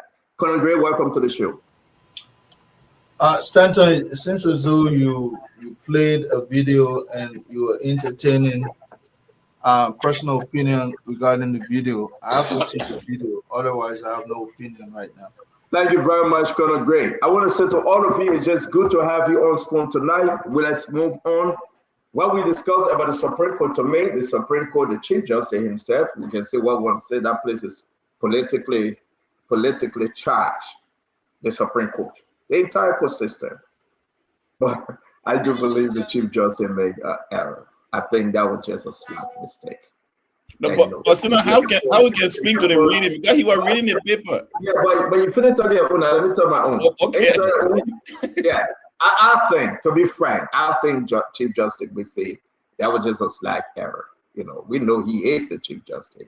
What was done, you know, and everybody ended up laughing. It's nothing serious. But again, I will play for the sake of you out there. You can decide. I'll play one more time. But I think that was an error. You know, I respect Chief Justice would say. You know, I got my doubt. Something in me telling he did it intentionally. Maybe it's an intentional error. You can have intentional error, right? But let's play one more time. And I have the honor to welcome Your Excellency Joseph Numa Boakai, Chief Justice of the Republic of Liberia, President of. Now you say he lied, right? So we move on. It's good that you join us, share the show. Let's make progress. We're about to move to the next segment. Our main topic for today, 1, we're going to discuss the LDCC. 2, we're going to discuss LDA, LPRC, the increase in everything that is about to happen in Liberia. But the reason why we're discussing Tewan Gonglo today, he said something that was so unique. You must listen to it. What he said was so on point, guys. And this is our way of having a general conversation tonight on the Spoon Talk. Tewan Gonglo, consider Tewan Gonglo. It's so unique that he spoke today. Let's take a listen. It's wrong. That's not governance. Hey, they don't deserve. As I've said before, those of us who are political leaders outside government and not in government have a responsibility to point out good things and point out bad things. When there are good things, we praise them. When there are missteps, we point it out so the government can perform in our interest. Last week, I was really taken aback. I was angry. But I need to share my anger with the Liberian people. And what was I angry about? The president of Liberia in a cabinet meeting highlighted the fact that his cabinet ministers are not working. From my point of view, some cabinet ministers are working. When you speak generally like that, you sort of cast aspersion on everyone. Give a blanket judgment that even makes it difficult for those who are working hard to be motivated. If there are people in the government, in his cabinet who are not working, fire them. Don't threaten to fire. That is governance. To threaten to fire is more domestic than you're talking to your children or children staying with you. It's wrong. That's not governance. He spoke for almost 4 minutes, but this is the first set. Jacob, what's your takeaway? What do you think about what he said, Councillor? No, I definitely think the councillor was spot on. I didn't even listen to that, but just listening to like the nuggets of wisdom coming from him is spot on. You look, we don't have time to waste in this country. This country has been through a lot. That's why I think the Liberian people voted for JMB to hit the ground running on day one and not to start dilly-dally, beating around the bush here and there and trying to give people passes here and there. No, it should not be the case. You review, you don't have a lot of time. The Liberian people don't have a lot of time. People in the country have been backward for decades, for generations. We talk about other countries, going forward. So we have to move and really have to run while others walk. So if you have a cabinet and you have officials that are not performing, that you're not convinced about their performance, you should take immediate step and replace them. You should take immediate step. Government work is time bound. You got 6 years, you got 70 time to do it. It's not like a job you see over some kind of company when you reach 70 years old and retire, you get your benefit. No. Government work, the population is destitute, people are hungry, people are poor, this country is backward, the country has to move forward. So if you have and I think there are a lot of agencies and ministers in the government that are showing catastrophic performance. They're poorly performing in many sectors. Investment, we don't have businesses expanding yet. The economy, GAF there. I'm not even convinced about GAFA performance so far because the economy currently now is experiencing a massive heart attack. Businesses are not moving. That's a question mark over the performance of the Minister of Finance. Commerce, prices are out of control. LPRC, the lie to the Liberian people now. But I think the government, the president needs to sit down and do a forensic review of the performance of all of his ministers and now say, you have to go, you have to go, you have to be replaced. And not to come and start complaining, the president complaining to us. We could be helpless and I said to him, what can we do about that? We made him president. He should take the decision. He can't complain to us. What do we have to do with that? Nothing. He has his minister, many of them are underperforming. He should sack them and replace them with people who are willing to change things very quickly. Thank you very much, Jacob. Kev, the Tewan Gonglo first set of, this is big, by the way. Talk to us, Kev. What Tewan Gonglo said and what he putting up, I believe it just, let me look for a nicest word. I think it is a trash. Complete trash. Tewan Gonglo don't know that what Jose Imam Boka is doing is just a game. 40 something year old in government to come and tell us, oh, the people are doing that, don't come and say fire them and this. You should be going straight to President Bokar and say he need to be removed 2029. He's not up to the task. He playing games with Liberian people. All this thing you're saying, cabinet meeting, it just stage managed. It just I don't saying this thing. It's just game. This man telling a cabinet minister that, oh, I wrote letter to Arsenal goalkeeper. This is the thing they're discussing. If you, as a minister, right, and your head, your president telling you about rating Arsenal a goalkeeper, you take that kind of president serious? That's why they're not performing. Because all you do, your careless talk. I just wrote the Arsenal. We tell him that he's doing well.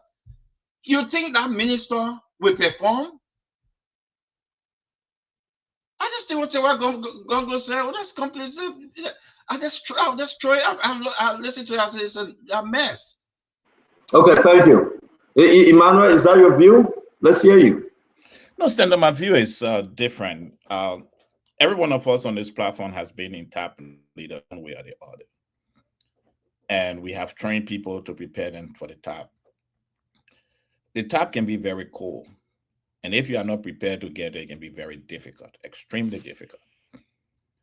If you don't know how to self-motivate yourself as a leader and read books to motivate you, it can be extremely difficult when you're at the TAP, because you have to deal with sycophants.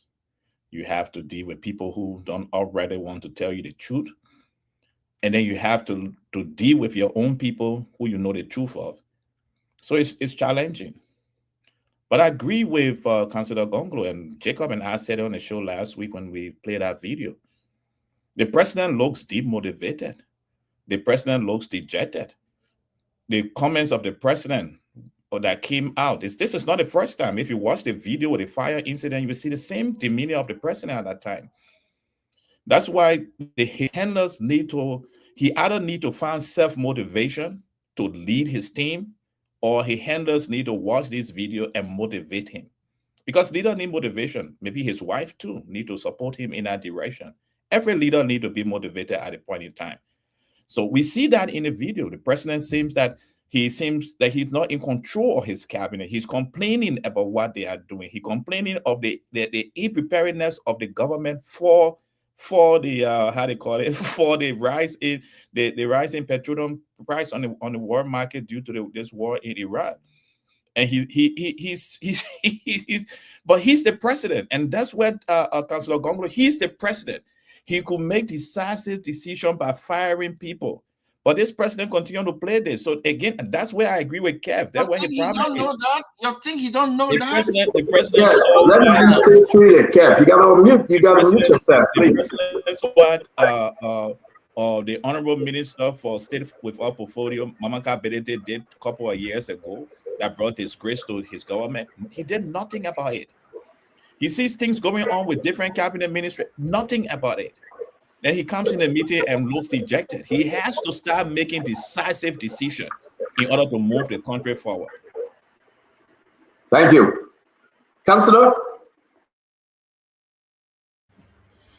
Well, this one, it looks big, but let's just say as it is, right? I think there's something here that I'm trying to phantom. It seems as though the president feels more obligated to his officials than they are obligated to him. I don't know, maybe I may be wrong, right? But when it's like you feel that people made you, they are the cause of you being being there in that position, and if it wasn't for them, and you wouldn't be the person you are. That sometimes it becomes difficult for you to take actions against them, even when they go wrong, and you try to play, try to play it right. I think this grandfather or great grandfather syndrome, and it's like has crept into the president. This is I just thinking that way. Because when you go back, let's go back to Manaseri, the United Party of Manaseri. Manaseri did not feel obligated to anybody. Manaseri could take action anytime she wanted to take action. And and I feel a bit disappointed because, and I just raised it earlier, that the space that the president has, the time he has, it's the 3 years he has, he can still make some great changes by the decisions that he'll make. Because there are things that I think he himself has recognized, but again, is that he giving people a chance to recover, to redeem, and themselves. And I think time is running up. And like I said, when you fail to take major decisions at a certain point in time, you may end up facing bigger one on the negative front when you go to election. So I think that's where the problem is. But again, Tewon Gonglo, may some way be right, but I think that that's what the problem is. Technically, the president is making himself to be too obligated to these officials. And because of that, he doesn't want to take power. And you see all of them like his children, grandchildren. So, like one time, Manaseri said, doing a second term, she said, I want to take power. I think happened to Manaseri doing a second term. During her first term, she was firing. During her second term, she began to relax. Say, I want Monday president. Everybody will kind of big, lay down to my feet and start doing this. So this is almost the same old thing you have. You put bacon, the president, the president do this, the person will do that. And they forget to know that time is running up. I think you just need to be strong enough, sit down in the room, don't go to the executive mansion, sit down there, take a decision, and that's it. It's announced. And that's it. But when you go and start to discuss, you want to do that one, people will talk to you. But you just take it back, and that's it. Thank you very much. Let me bring Chief Fubi. Yeah, so you can look at it from different angles. And I can laugh at my yeah, talking. You work with South Baka, you got weird at our party all through a presidency where you still say my brain, but Baka at least taking some decisive decisions, actions. You say no, it should be clear, but 2029, you criticize Tewon Gonglo for speaking the way he spoke. Everybody will have different leadership style. Everybody will approach it in a different manner. But Tewon is right. Sometimes you have to, as a president, there are some decisions that you have to take, and there are some decisions that should be behind closed doors that the public should not hear. For those kind of warning, it's good to give those kind of warning off camera and the microphone so that the public cannot hear those kind of warning. When you come to the public, it should be fun. When the public, you're hitting the public, it should be final action. The public should not be hearing you warning your ministers to perform.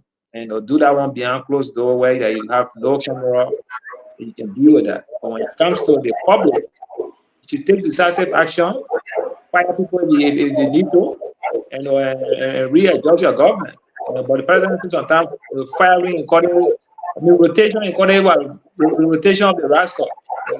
Definitely the government. We think the president has what it takes to drive the economy in the direction he needs to drive it, but he needs to be decisive on some of those points. Thank you. All right, I understand I'm having some technical issue. Let me bring in Conor Gray. Conor Gray, let's hear you, my friend. Thank you, Stanton. Good day, everyone. So each leader, of course, we have different styles of leadership. Some can be autocratic. I'm hearing the councillor Tewon Gonglo is saying that in some instance, the president has to be autocratic. In other words, but I see President Bouaka more as a transactional guy. In other words, I give you a piece of responsibility, you must perform. If you don't perform, here are the consequences. And again, I agree with Councillor Gould. He's trying to grandfather this moment. Remember, we have certain leaders that will say leading from the back. I mean, everybody ahead, and they are calling the shot from the back. Where I agree with Mr. Henry is the fact that If you decide to have an open cabinet meeting, something that is unprecedented since 2018, we never saw that. Some people would take their time and go in the studio and drop album. Some people leave and go to international sports and stay 45 days. But this is a different leader. I think he's trying to say, when I take action, don't blame me. But again, warning your cabinet in the face of the camera should not have been the style. If you decide to have an open cabinet meeting, make sure you have some decisive action that people can see that you're a no-nonsense person. I think this is where the president is falling short. Don't give this people too many ropes, because you will not get them in accomplishing the goals that you want to see as a leader. Be decisive. That's all I can say, Stanton. Yeah, thank you very much. Again, Uncle Sam having a technical issue. We hope we can have him back. Also, welcome to the show. We just played the first clip of, okay, we got Uncle Sam. Uncle Sam, let's hear you on the Taiwan issue. Hello. Taiwan Gonglo has been saying a lot of good things, okay, and especially in relationship to the Boyka administration. He talked about their trip to Japan with dozens of people. He talked about the executive interference in the judiciary. He talked about the fighting corruption. But just ask yourself this question. What was the main reason why Liberians voted for Joseph Nima Boyka to be president?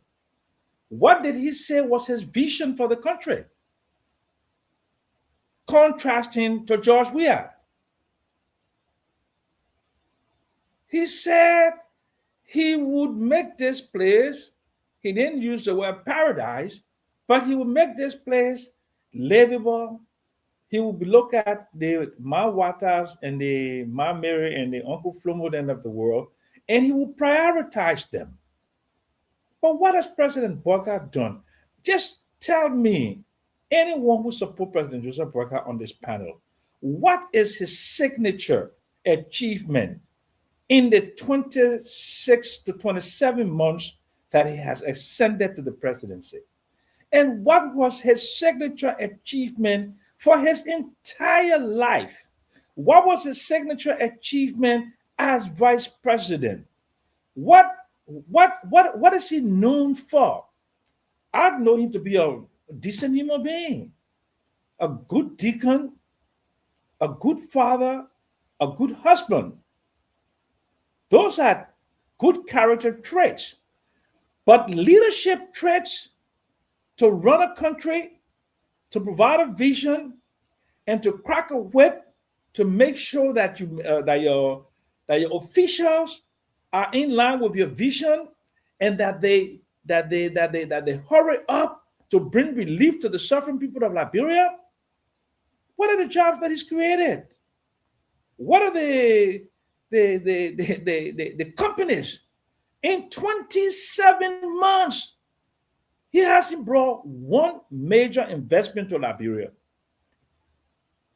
What can the young people in this country say who were walking in the feces infested water on that Sunday? What has he done for them? What has he done for them? What has he done for the ordinary people? What has he done for his main area of concentration, which is he's an agriculturist? What is the output in rice production? What is the output in cash crops? What is the output in food security? What the jobs have been created? What has the things have been done? Let's just, these are questions that Taiwan Gonglo and others have. Because believe me, Liberian people, let me finish, including myself. George Weah lost the election. I said, okay, George Weah lost. Uncle Sam, thank you. Thank you, Uncle Sam. We got too much segment to play for Taiwan Gonglo. He's going to upend this thing and make it to look like to bring Liberia up to a certain standard. Uncle Sam, thank you. I'm going to leave it there with you. Let me bring in Asa Do. Asa, welcome to the show. Let's hear you. So Stanton, do you know how you can tell if someone does not even know their own job? You know, before you tell someone else they are not doing their job, you want to be sure you yourself know your own job. Let's go on. President Barker said, we didn't come here to follow anybody else's agenda. His arrest agenda that he signed. Let me read what it says. The AARD builds on lessons learned and aspiration of previous development plans and agenda. Our agenda is a continuation of past agenda. He doesn't even know that his agenda is built on past agenda. His own job, his first job. Move from there, go to a first one now. He said our agenda builds on past agendas that have set Liberia in motion. The prophet doesn't even know his agenda has the tails of other agendas that existed. That is the first step to tell you someone doesn't know their job. So listen, President Barker can come up and say the country is doing better. Then the next day he come and say people not doing their job. The same people that are supposed to make the country better are not doing a job to make the country better. So how is the country better? Listen to the clip you played from Councillor Theo, someone that I respect so highly. I will call that brushing the bush behind you and want to hire Issa, in my mind. The councillor only said that so that no bush can be behind you, so you can hire in it. If anyone should first dismiss themselves, the first person that should be dismissed is President Barker. Okay, as the head of the government, everyone else is implementing your agenda, implementing your idea, President Barker. What has been your idea? What has been your idea? What idea did you bring and nobody else implemented first?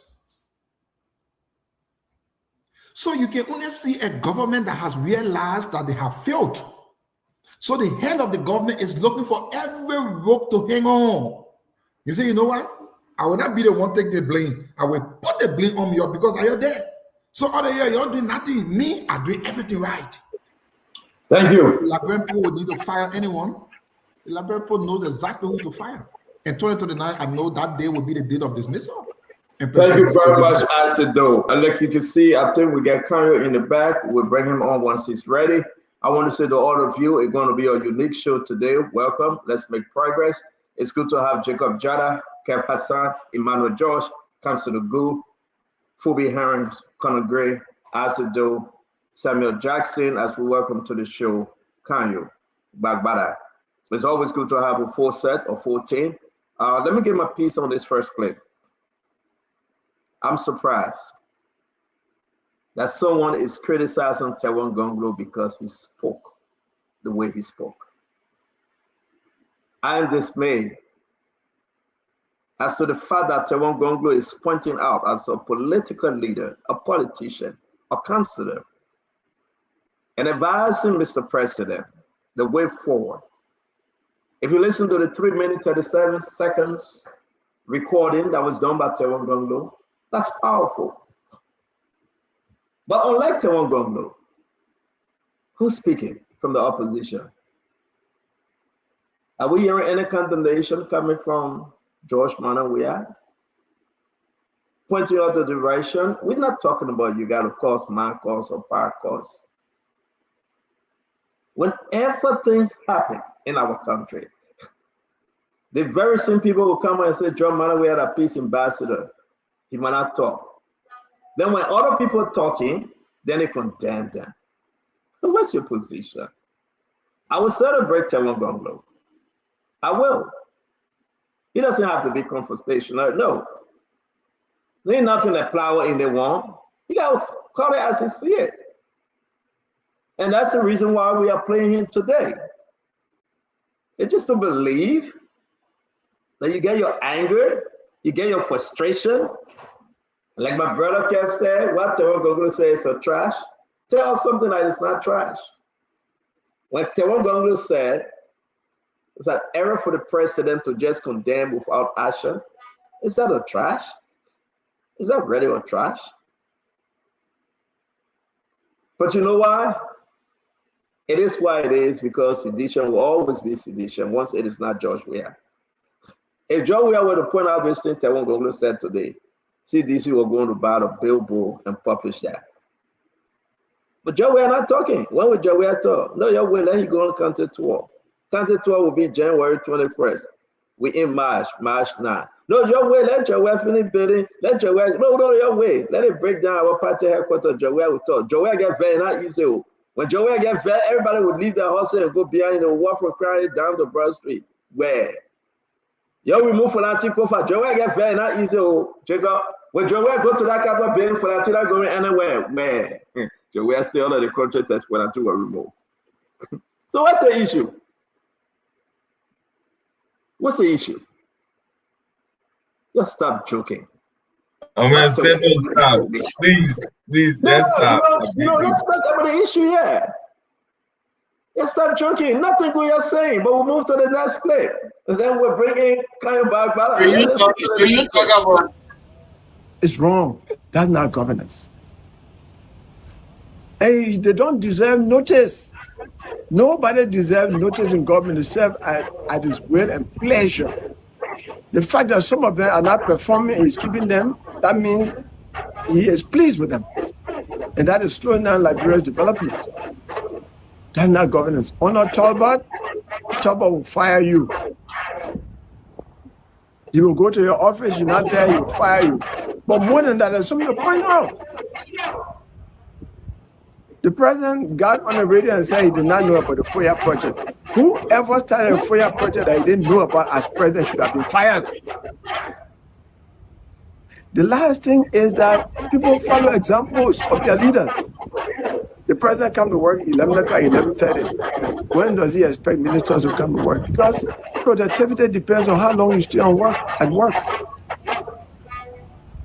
No, I'm not happy about that particular aspect. Fire those who are not serving the Liberian folk properly. And you... That's the next one. We'll play the last one, then we'll conclude. We'll play the last one. It's wrong. That's not governance. The president got on the radio and said he did not know about the FOIA project. Whoever started a FOIA project that he didn't know about as president should have been fired. The last thing is that people follow examples of their leaders. The president comes to work 11 o'clock, 11:30. When does he expect ministers to come to work? Because productivity depends on how long you stay at work. No, I'm not happy about that particular aspect. Fire those who are not serving the Liberian people properly. And you yourself should be a good example. Come to work early. Come to work on time. And the best way to show you that you come to work on time, especially given the present age, is to move to that executive mansion. If it takes $5 million to fix the presidential floor, I think that is more urgent than the FOIA project. Let the president fix the presidential quarter and move there so that he can be more productive. Even he can come to his office. That's why I want to tell Liberian people I'm actually angry about it. That's not governance. 300,000 people didn't die in this country for us to be playing. Talking about, I will fire you. Threatening to fire, that's not governance. You got your intelligent people giving you all the information about the performance. Use the information to govern. Thank you very much. Let's just let it sink in. This is powerful. This is open rebuke. Jacob, this is powerful. Jacob will come to you, then we got to go to Kanye real quick. You listen to the rest of the clip, Jacob. Let's conclude. Let me get 10 seconds quick. Yeah, please don't interrupt. I beg you. No, I'm not interrupting. No. Yeah, I beg you. Jacob, let's come to you. Let's hear you quick, Jacob.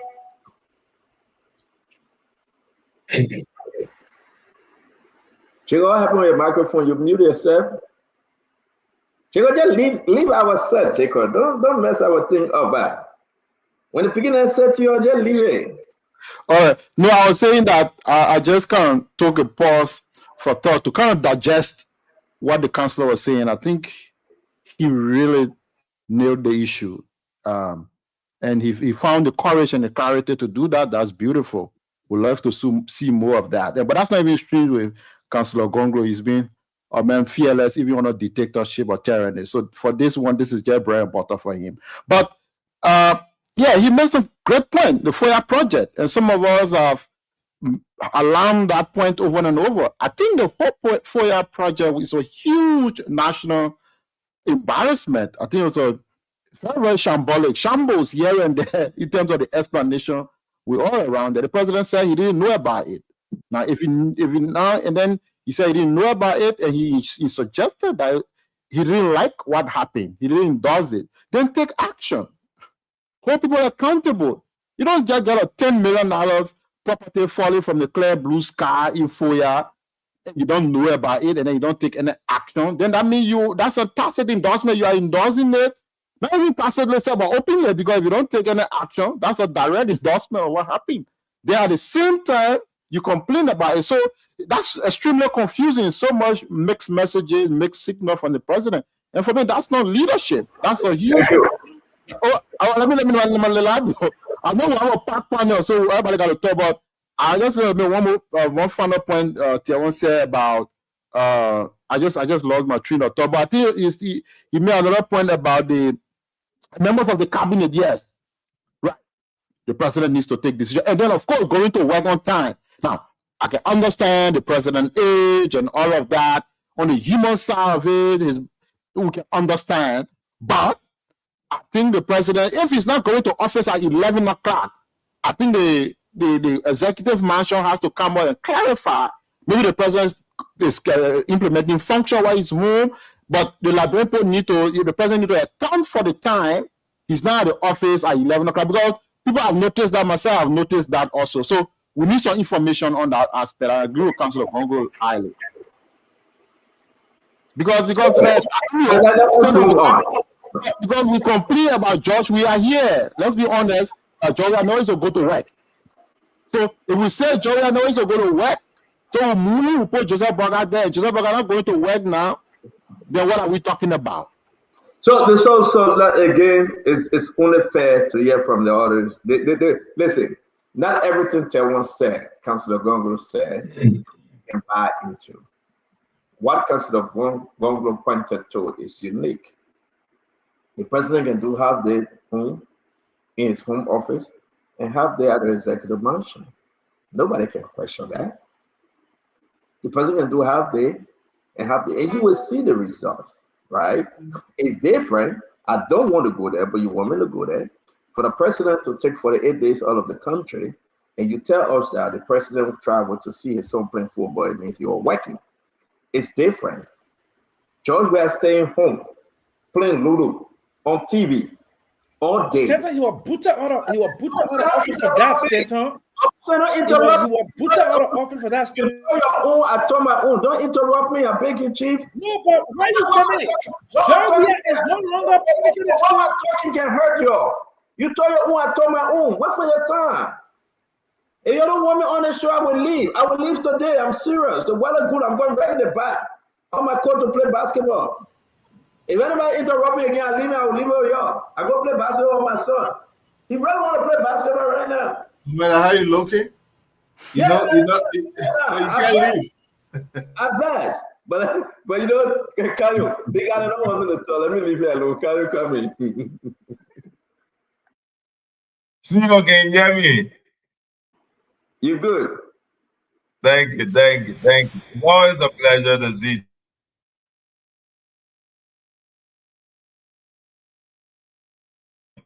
Kev, Emmanuel George, Lafayette. Sorry, I'm using mobile data, so somebody knew that I'm using it, they're trying to cancel me from the program. It will not work. I'm in Liberia. So I'm using my mobile data. Apparently, they knew laughing. That fool be calling you. That fool be calling you. He laughing. Yeah, they're trying to impede the opportunity to express views here, but it will not work. Isaac, Pape Jackson, Conor Gray, and others, it's a pleasure to be here. The first thing I would like to say is Stanton.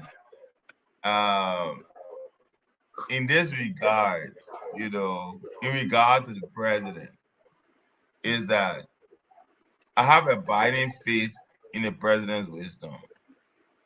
And I'll continue to emphasize that. I have abiding faith in the president's wisdom. There are a lot of things that are happening in our country today. You know, Jacob has commented, a lot of the folks have commented, and they make it seem that the sky is falling down. But I have a body faith in the president. And I will demonstrate that by the way I engage with the subject matter. For example, right? For example, there are certain things that are so pertinent right now. We look at, for example, the question of demolitions. People have made it an issue. They made an issue to say that the president doesn't care. I've seen all of the skits people are writing on Facebook, but no one talks about the background effort of the president to ensure that people who are being removed by rule of law are being taken care of. Nobody says that about President Boycott. Nobody says that. Everything people say is that people are being removed their property. But the effort to... Did you listen to what Taiwan said? Did you listen to the clip? When we talk about Taiwan business, yeah, we're on the Taiwan issue. We'll move to other stuff. Yeah. Now, to Taiwan, I respect Taiwan. He's a senior counsel. Now, always have respect for Taiwan. But I think Taiwan's position is grounded in politics. And if I saw him today, I would tell him to his face. Taiwan carries a broom. Do you know why Taiwan carries a broom? See, I'm asking you. I want an answer. Do you know why Taiwan carries a broom? I don't want to use your time. Go ahead, Chief. Your time is gone already. Taiwan wants to make a point, a political point, that he's sweeping something. What is Taiwan? What is he really sweeping? I love Taiwan. I love his stance. I love his history. I love his agitation. But Taiwan is a politician. So he wants to distinguish himself. He carries a broom to say to the public that, look, I am here to sweep away what was before. So Taiwan, for me, right, despite his human rights history, is simply a politician. Now, Taiwan says, fire everybody. That's a position. Taiwan position is that fire everybody. So, fire everybody for what? For accusation, Taiwan's a lawyer, a senior counsel. For allegation, fire everybody. For insinuations, fire everybody. We're not clear about what happened. Fire everybody. If you don't fire everybody, then I mean you're not doing a good job, President Boycott. We don't understand what's happening. Fire everybody. No, that's not how government works. See, in the context of government, and Taiwan knows this very well. But just because he is a overthrown, who claims that he's sweeping, and I think he's sweeping because I trust him, he's a big brother, but he's a politician now, right? You can understand where he's coming from. So he's putting the president under immense pressure. He dedicated so much. Can you put your camera on the side? I want to see something on that table, man. Stop. Kev, you don't interrupt the show, man. Can you finish up? Don't interrupt me, man. Right? Don't interrupt. I'm not irritating you. Don't interrupt me. Right? Yeah. Okay, is that. Where can you coming from, so where they come from? But let's kind of figure out. We gotta go. We got a lot of people to cover on this, man. We're begging you guys, please. Let me say something. Look, the man looking set. I'm very sad. I'm very sad. But we gotta go. Jacob, I beg you, Chief. We gotta go. Whatever it is, let you finish. I beg you guys. It's a problem because they keep interrupting me.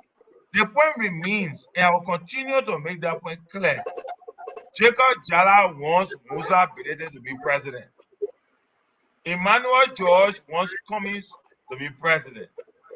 Kev Hassan wants George Weah to be president. Sam Jackson wants Musa Bilete to be president. Ase Joe wants George Weah to be president. I don't know where Kufubi stands. He was ejected out of the party. Kanyo, we gotta move on. We gotta move on, Kanyo. Thank you very much. Let me bring in Uncle Sam. This is all political. Okay, Uncle Sam, let's hear you. Take close up on the Taiwan issue, sir. Look, there's hardly anyone in this country with the level of integrity, tenacity, and consistency of Tiawan Gonglo.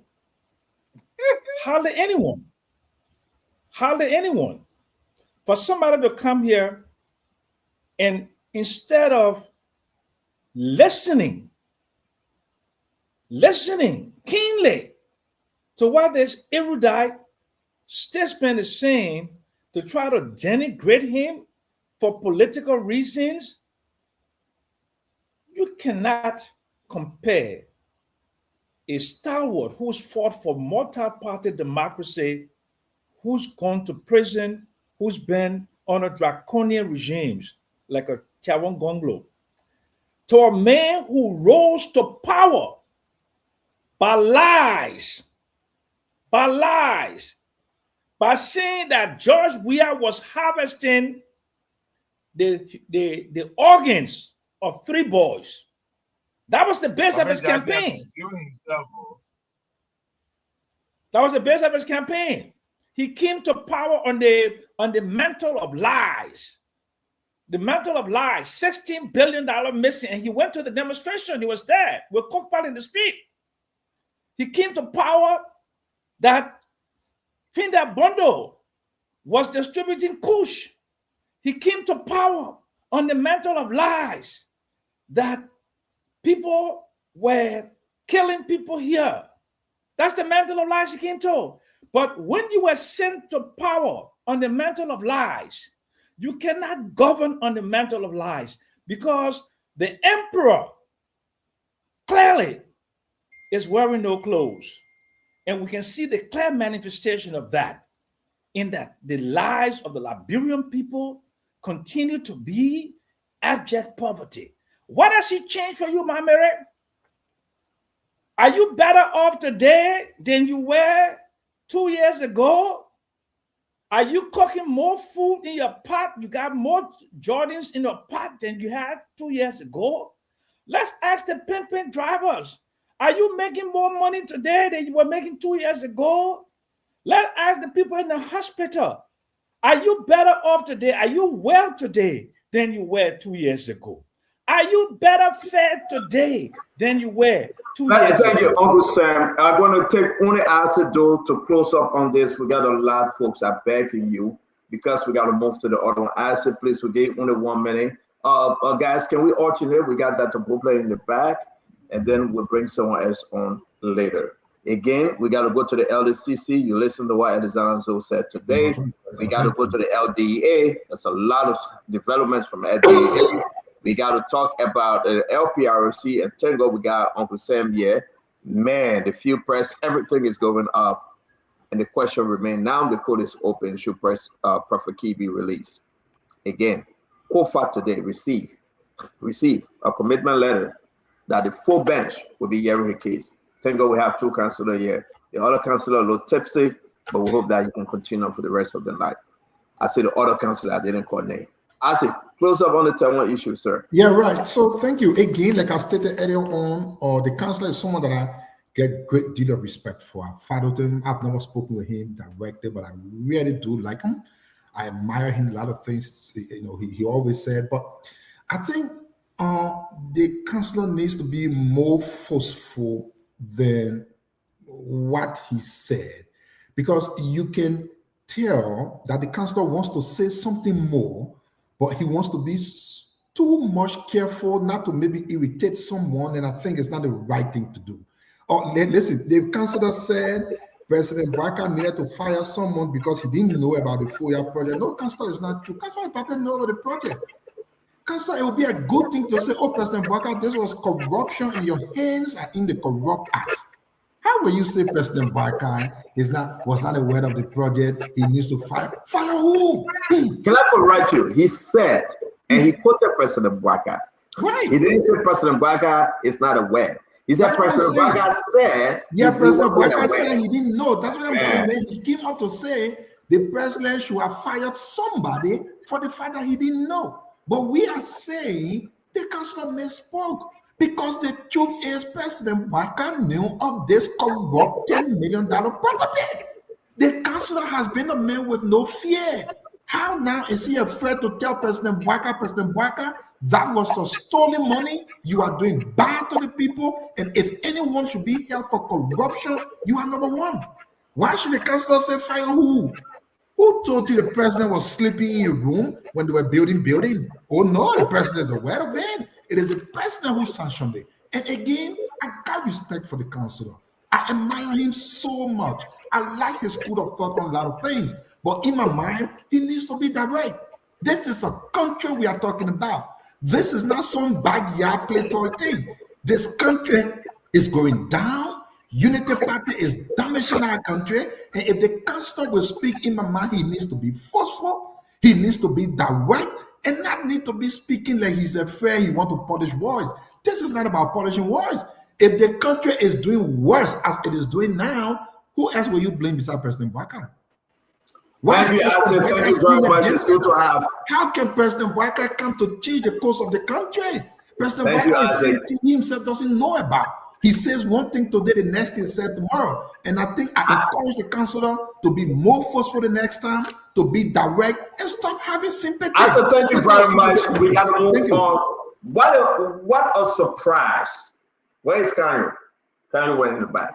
It's very important that Ogopla, welcome to the show and welcome to the United States of America, your home country. It's good that you came back after spending some time in Liberia. Welcome, Dr. Ogopla. I hope to catch up with you this Sunday.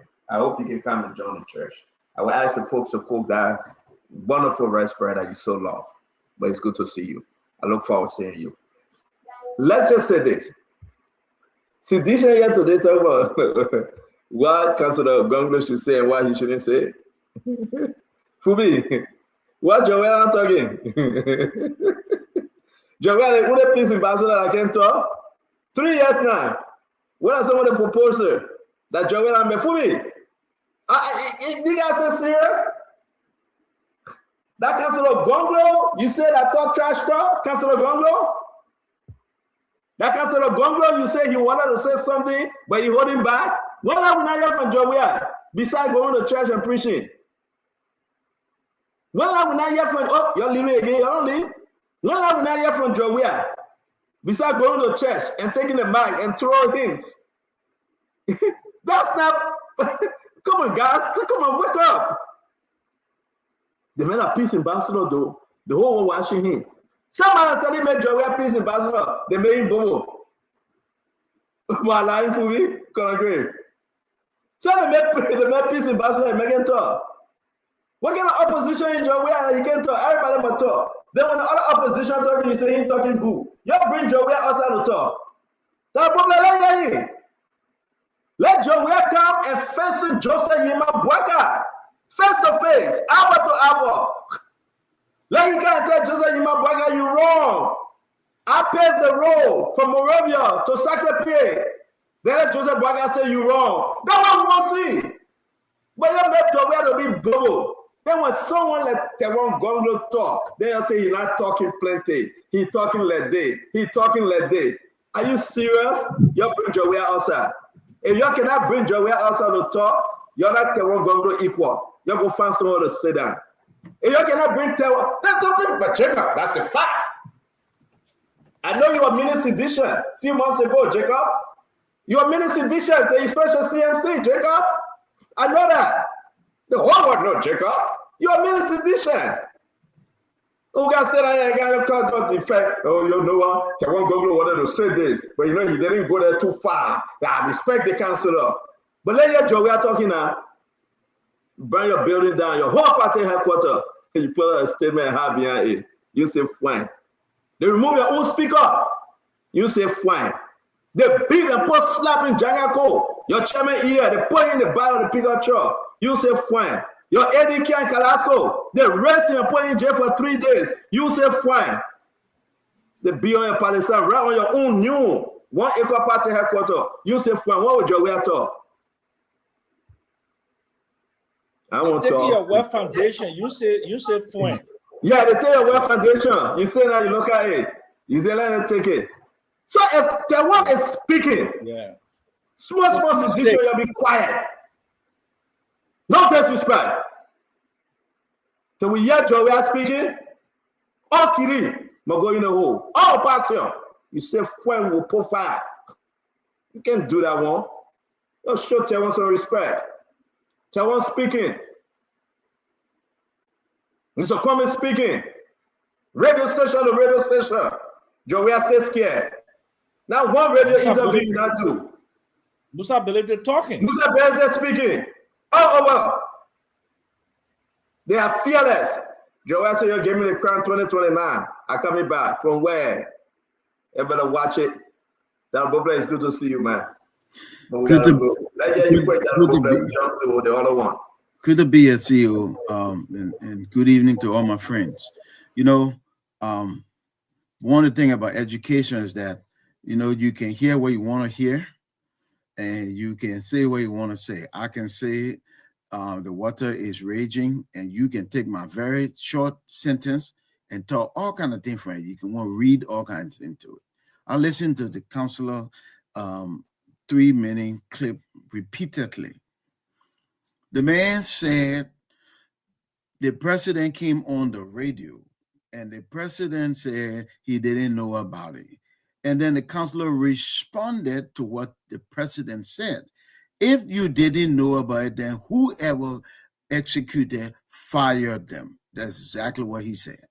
Now, to say he's going to say more, there's a lawyer. So he asked the lawyer to talk all evidence. He must say the money was stolen here, the money, maybe he got that evidence. Tiawan Gongo has integrity, he will not speak like that. Well, let me just say this, Stanton, because he did say some things that are important. He said, don't put everybody, you know, in the same group. Don't say everybody, because some people are doing their job and some people are not. And don't promise people that or threaten them, you will fire them. The people serve at the will and the pleasure of the president. And in a culture like ours, where impunity reigns, you don't talk about, I will do that. You're not doing it. Remove the people. But I think the bigger thing for me is that, you know, the president is now in the middle of his season. The time to make radical shifts to me is now. And yes, here's the thing I will be looking at. It's not just that some people are doing a job, didn't steal a dollar. Some people are not stealing a dollar, but they're also not producing a dollar. So this year we say we want to raise $1.2 billion. And the finance minister goes around, you know, like this would be a big trophy. But notice what they haven't said. They haven't said that with $1.2 billion, we will be able to check something off the arrest agenda, which, by the way, is a good program on paper. It tackles the things that matter most: agriculture, rule of law, education, sanitation.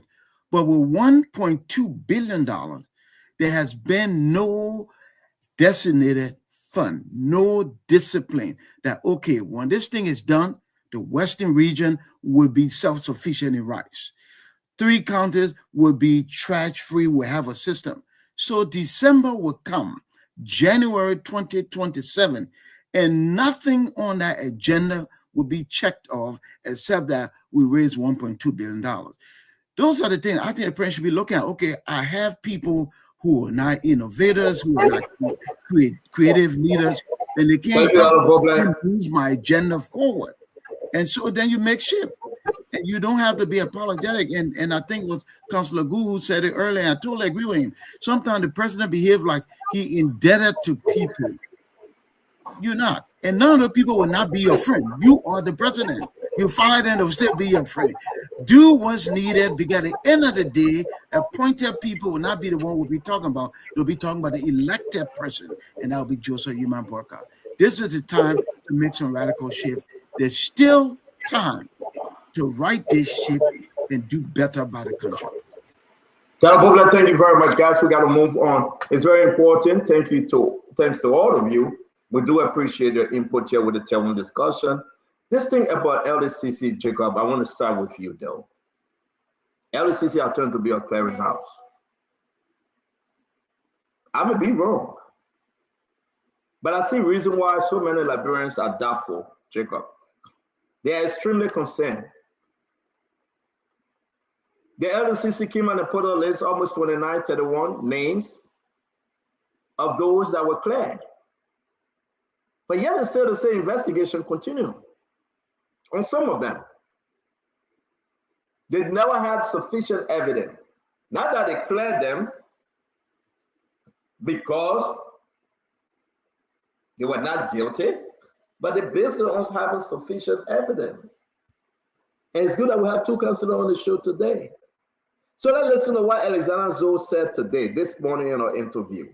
LDCC investigated a complaint from the Ministry of State regarding supplementary payroll that was observed during the period 2018 to 2023 that did not follow the CSA standing order. There were people placed on the payroll of the Ministry of State and they were being paid, but they did not follow the CSA standing order, which required that vacancies must be advertised, people must go for interview, all in an intent to give qualified Liberians the opportunity to apply for these vacancies. So our investigation established that during that period, there were other officials, senior officials of the Ministry of State who were directly responsible, who signed documents that placed these people, on the checkbook, on a payroll, who signed checks that pay salary to these people, who signed letters authorizing the placement of, in fact, we established, we're not saying that payroll padding did not happen, we established that payroll padding happened, we established that there were 731 persons placed on the payroll during the period 2018 to 2023 outside of the CSA standing order. But our investigation at this time has not established any documentary evidence. Paperwork signed by Senator McGill that links him to the payroll padding. And I want to say it, this is the reason why we go to court to draw up indictment based on documentary evidence, not based on hearsay. All the documents that were presented before, I don't know how they were doing it at the ministry, probably were doing oral authorization, but there's no document that he signed that is before us. Is anybody out there in the public has a document that they want to bring to the public? Like I said, if you look at the clearance, it says here, the clearance is issued based on the findings of this investigation. It does not serve as an endorsement or guarantee anything beyond the scope of this investigation. Today or tomorrow, anybody can bring additional, additional documents. We will open the investigation. We will call the senator back to come and clarify his role as per the document received by us. That is big. She's not saying payroll padding didn't happen. She's not saying something bad didn't happen. But she's saying McGill is clear because he wasn't the one that signed on those documents. That's what I heard, Jacob. Let's hear you.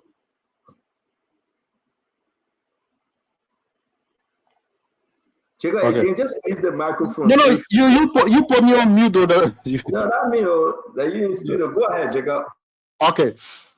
So now I listened to the LACC boss, and that is her job. So I think she made a convincing argument from my point of view.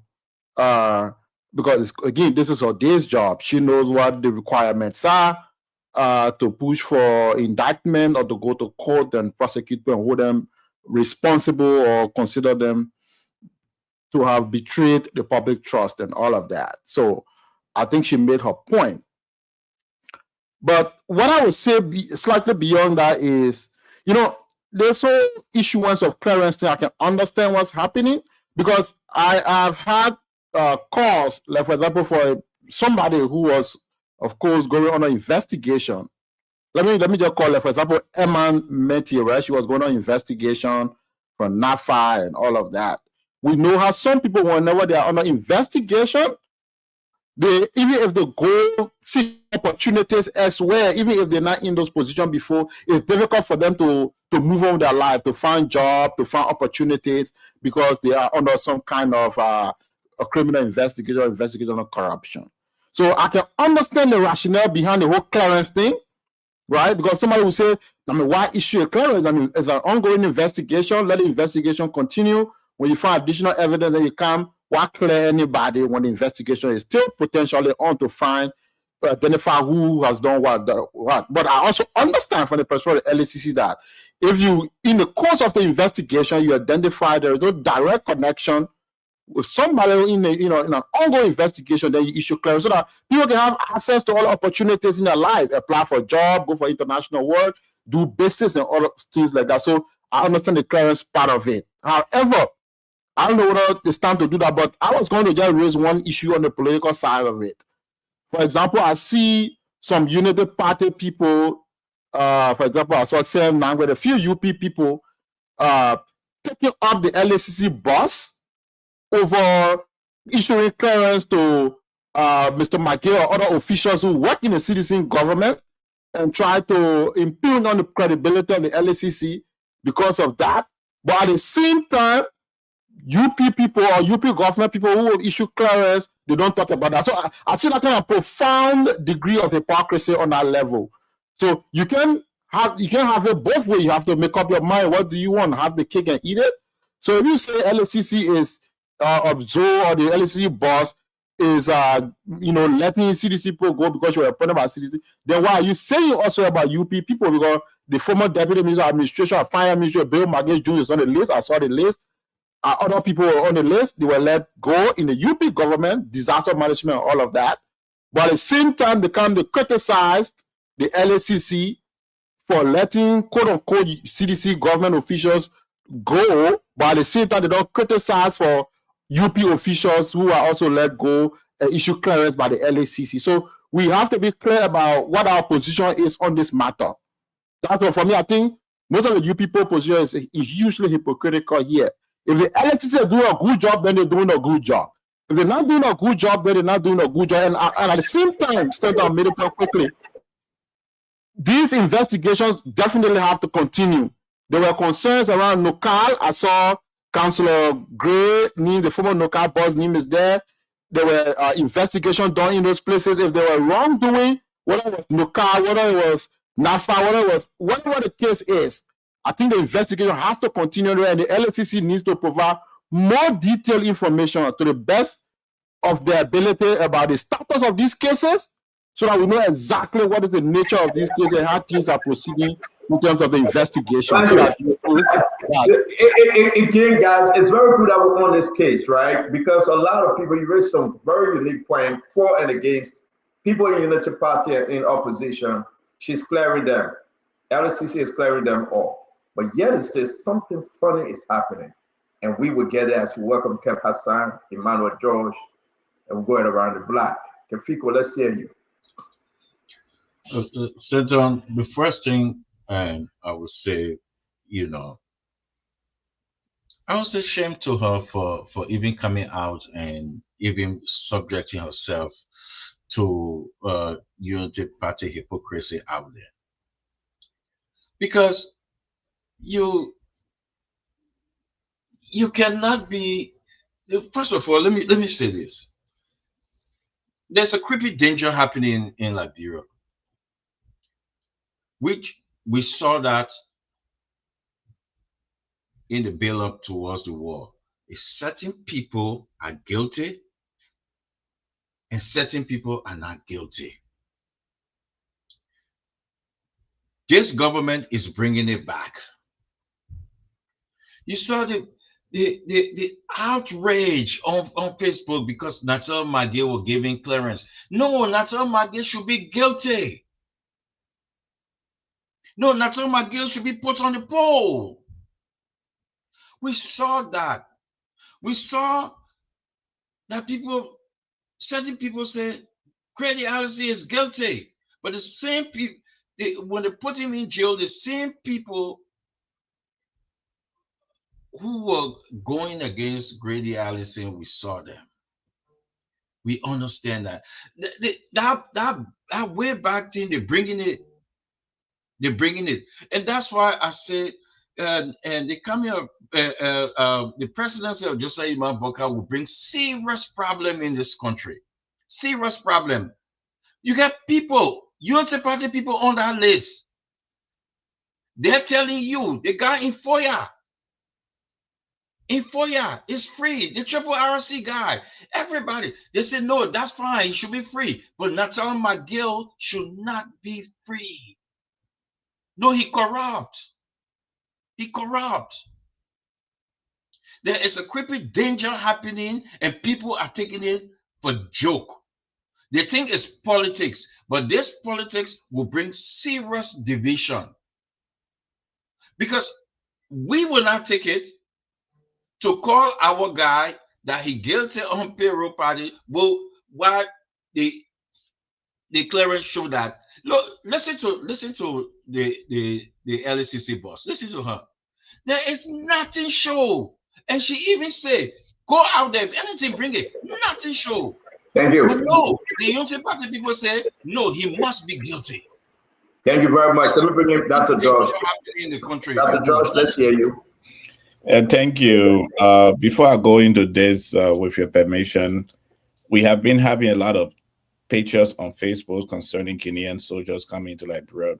If a member of the security sector could come on Spoon to clarify this, I know when I live in Harper, a security officer could cross from Maryland to Cote d'Ivoire, from Cote d'Ivoire back and forth. But it will be good if the security sector could speak about it. And if again, that's the strength of the network. I have to verify those videos. Yeah. You send it to me. A lot of people have sent it to me. We're waiting for information from our sources in the Liberian government. We have to verify them. That is very strong security thing. I'm not going to speak to it. We will not speak to it till we get full information. And that's why I'm quiet about it. Yeah, I'm not fully speaking to you. I'm just asking you. Yeah, next time ask me in the back because you already put it out now, please. We cannot just run with those kind of Burkinabes crossing in, Guinean crossing in. You know, that's a very tense thing. And I want to be very careful working alone with the MRU. And, you know, we got to be very careful. So thank you, Senator. I appreciate that. Let me come to the issue we are discussing. I know many want to say we cannot take this political, and we should not be taking situation like this as a political conversation. But listening to the Director General, or whatever her position is at the Commissioner General rather at LACC, I have a serious cause of concern. If this investigation was initiated by the Ministry of State, those who initiated this investigation and sent this document over to LACC, they did not know about what is being revealed today. And this is why people speak to witch hunt. There is a Department of Internal Audit at that Ministry of State. Were they not aware that it was sending these documents to the LACC for investigation? So to those of us, or those of you who head government ministry and lead government ministry, please do not put our country in an embarrassing situation like we have right now. When you ask the LACC to initiate an investigation, complete your internal investigation first. Make sure you have the evidence, and then you can ask the LACC to do a thorough investigation. But those documents that were exhibited today was in your ministry. To take this conversation further, and not for the issue of politics or whatsoever, but it will definitely be political at the end of the day. I think in as much as the LACC have cleared Senator Nathaniel McGill, he has the responsibility as the Minister of State to have understood what was going on in his ministry. If the LACC is saying today that, yes, there was pardon, but it was signed by different ministers and different people in the ministry, it is a responsibility. Everything that happened, you, the head, have to take some form of responsibility. And I'm sure he would take some backwards soul searching to know that in the ministry he led, there were other ministers in that ministry that were adding people to the payroll without his consent, as it's been said by the Commissioner General of LACC. So I think that there's a level, and I hope all those who are ministers heading these ministries will make sure that they are in control, they are in charge of this institution that they are heading, because this does not speak well on the second side of the head of the institution not knowing what is going on in the institution that they are leading. And I will end with this note that in as much as we have it on the left and on the right, again, it's every one of us responsibility to I hope the LACC now is investigating those people who signed that document. So yes, the investigation seems to be closed on the case of the Senator Nathaniel McGill, but now that they have evidence that there were other people who were part in it, hopefully they will open an investigation in these people's names or these people's signature that is on the document that they have right now. Thank you. Thank you very much, Dr. Josh. We're going to go to you, Councilor Gould. Let's hear you. Thank you for the discussion. And I'll take it first from Dr. Josh that whether the people didn't know before they forwarded the document to the LACC. Now, there are not many people. There are thousands of people, even if you go to the live feed. Once audit is conducted and there is something about non-accountability, the people say you're criminal. You're always been stealing. So they don't know that audit reports, the process of auditing is for balancing, knowing shortcomings and whatever. It's not criminal investigation. They don't know. So they send these things to the criminal investigator to investigate that these variances that they may find, whether they are criminal elements. Now, let's go to payroll paddling. First thing, failure to follow the civil service standing order to employ people is not a crime. It's not criminal. That's the first thing we'll understand. The next thing we're going to understand is putting people on payroll, those who you put on payroll by not following civil service standing order, what they call payroll paddling, is not criminal. It will become criminal, and which would not be paddling, because there's no crime under our law that's called payroll paddling. There could be economic sabotage, there could be illegal disbursement of public monies, there could be theft of property, there could be conspiracy to do these things.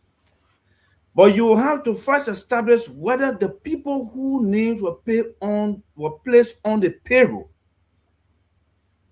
Now, they don't exist. But the first thing, well, they are ghosts.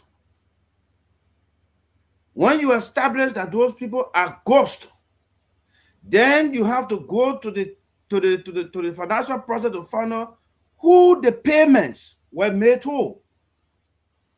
Because you do haircut, nobody can, but put them on payroll, then somebody is getting the money.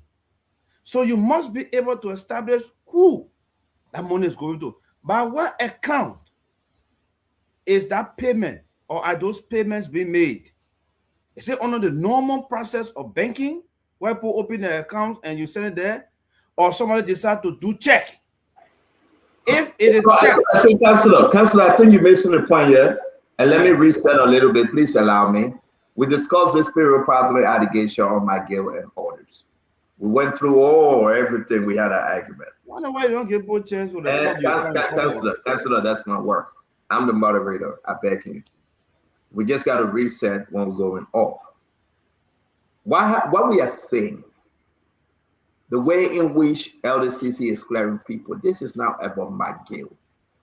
We are restricting the thing to only McGill and the Minister of State. 29 names, Councilor. Let's talk about it all, not only about McGill and payroll paddling. I do agree with you. No, I do agree with you, Stanton. But here's the thing: the payroll paddling is the biggest news.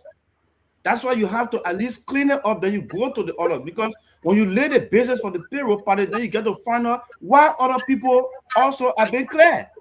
Simple. Because imagine if somebody said the postman knew on payroll that crime, so it must be convicted for that or must be indicted. No, we have to set the basis. We got to understand. That's what I'm doing. So the thing about it is that there's no link. Councilor, you are involved with LDCC, and I will give you a hard time. I know you'll get vested. You are involved with LDCC. You went on one of the legal issue, and I want folks to hear this. I am not accusing you. That's the reason why I will interrupt you. You are assigned to the case in Lofa. You represent the LDCC in that case. You lost the case. The day the case was announced, the brother said he wasn't going anywhere. He came to town, he met President Bouakai. We got pictures. Councilor. Who brother? The guy that they accused, Emmanuel George Frank, that the university guy. Dr. Poda? Right. Dr. Kula and the other man, the board chair, whatever their positions, the president, all of them. So let's just understand. Do you think LDCC is under certain pressure from lawmakers? I know you would say no, you don't know. But the way in which that he wasn't suspended like any other, and Jacob, I want you to follow this, Jacob. In other situation, President Ware removed them, pending investigation. I mean, President Bouakai removed them, pending investigation, Jacob. This one, they remain there. After everything Councilor Gooden went through, they said not guilty. I don't think you, Councilor Gu, I don't want to put you in the spot. You are confused like hell. You work for the LDCC. You care to speak to that? These are our concerns as to who's the heavy hand over LDCC. Whether the executive, the legislature, the judiciary, who's the heavy hand over LDCC? These are not normal terms. This is not normal. It's not about Miguel. It's about somebody from the outside within government controlling LDCC to take action and to be quiet, to dismiss, to clear. These things are not normal. And these are our arguments. Let's take this from Miguel. It's not about payroll pardoning on Miguel. We know that. Emmanuel George is smiling because Alexander Zoe is not operating on her own strength. She's a beautiful lawyer, a great counselor, but we all know she's under duress. I'm not saying Councilor Guno. I know there's a heavy, magical, spiritual hands over LDCC that telling them who to send to jail, who to persecute, and who to clear. These are our own. This is my view. And that's why I'm stopping you, Councilor. We said it like real too much, my man, for a long time too. Yeah. So you asked me the question about the Dr. Poda's case. Well, I was disappointed that Dr. Poda was not suspended. I was disappointed for the fact that even under the money laundering statute, one of the things that you go for is to seize is to freeze the person's account for them to use the money against you. I was disappointed that I was prosecuting this guy who was still president, sitting down and going to work and coming and using money. The very money we pay him every month, using it to file and pay lawyer. I was disappointed. But did I have, I don't have the authority to remove him. So, but that was a disappointment on my side. So yes, I saw it as a disappointment. I raised it, to the team, but we went through the trial. So I don't know whether there was anything other than the evidence that we provided, that the judge was not satisfied with. So I can go follow with that. But I was disappointed as well. I will be disappointed.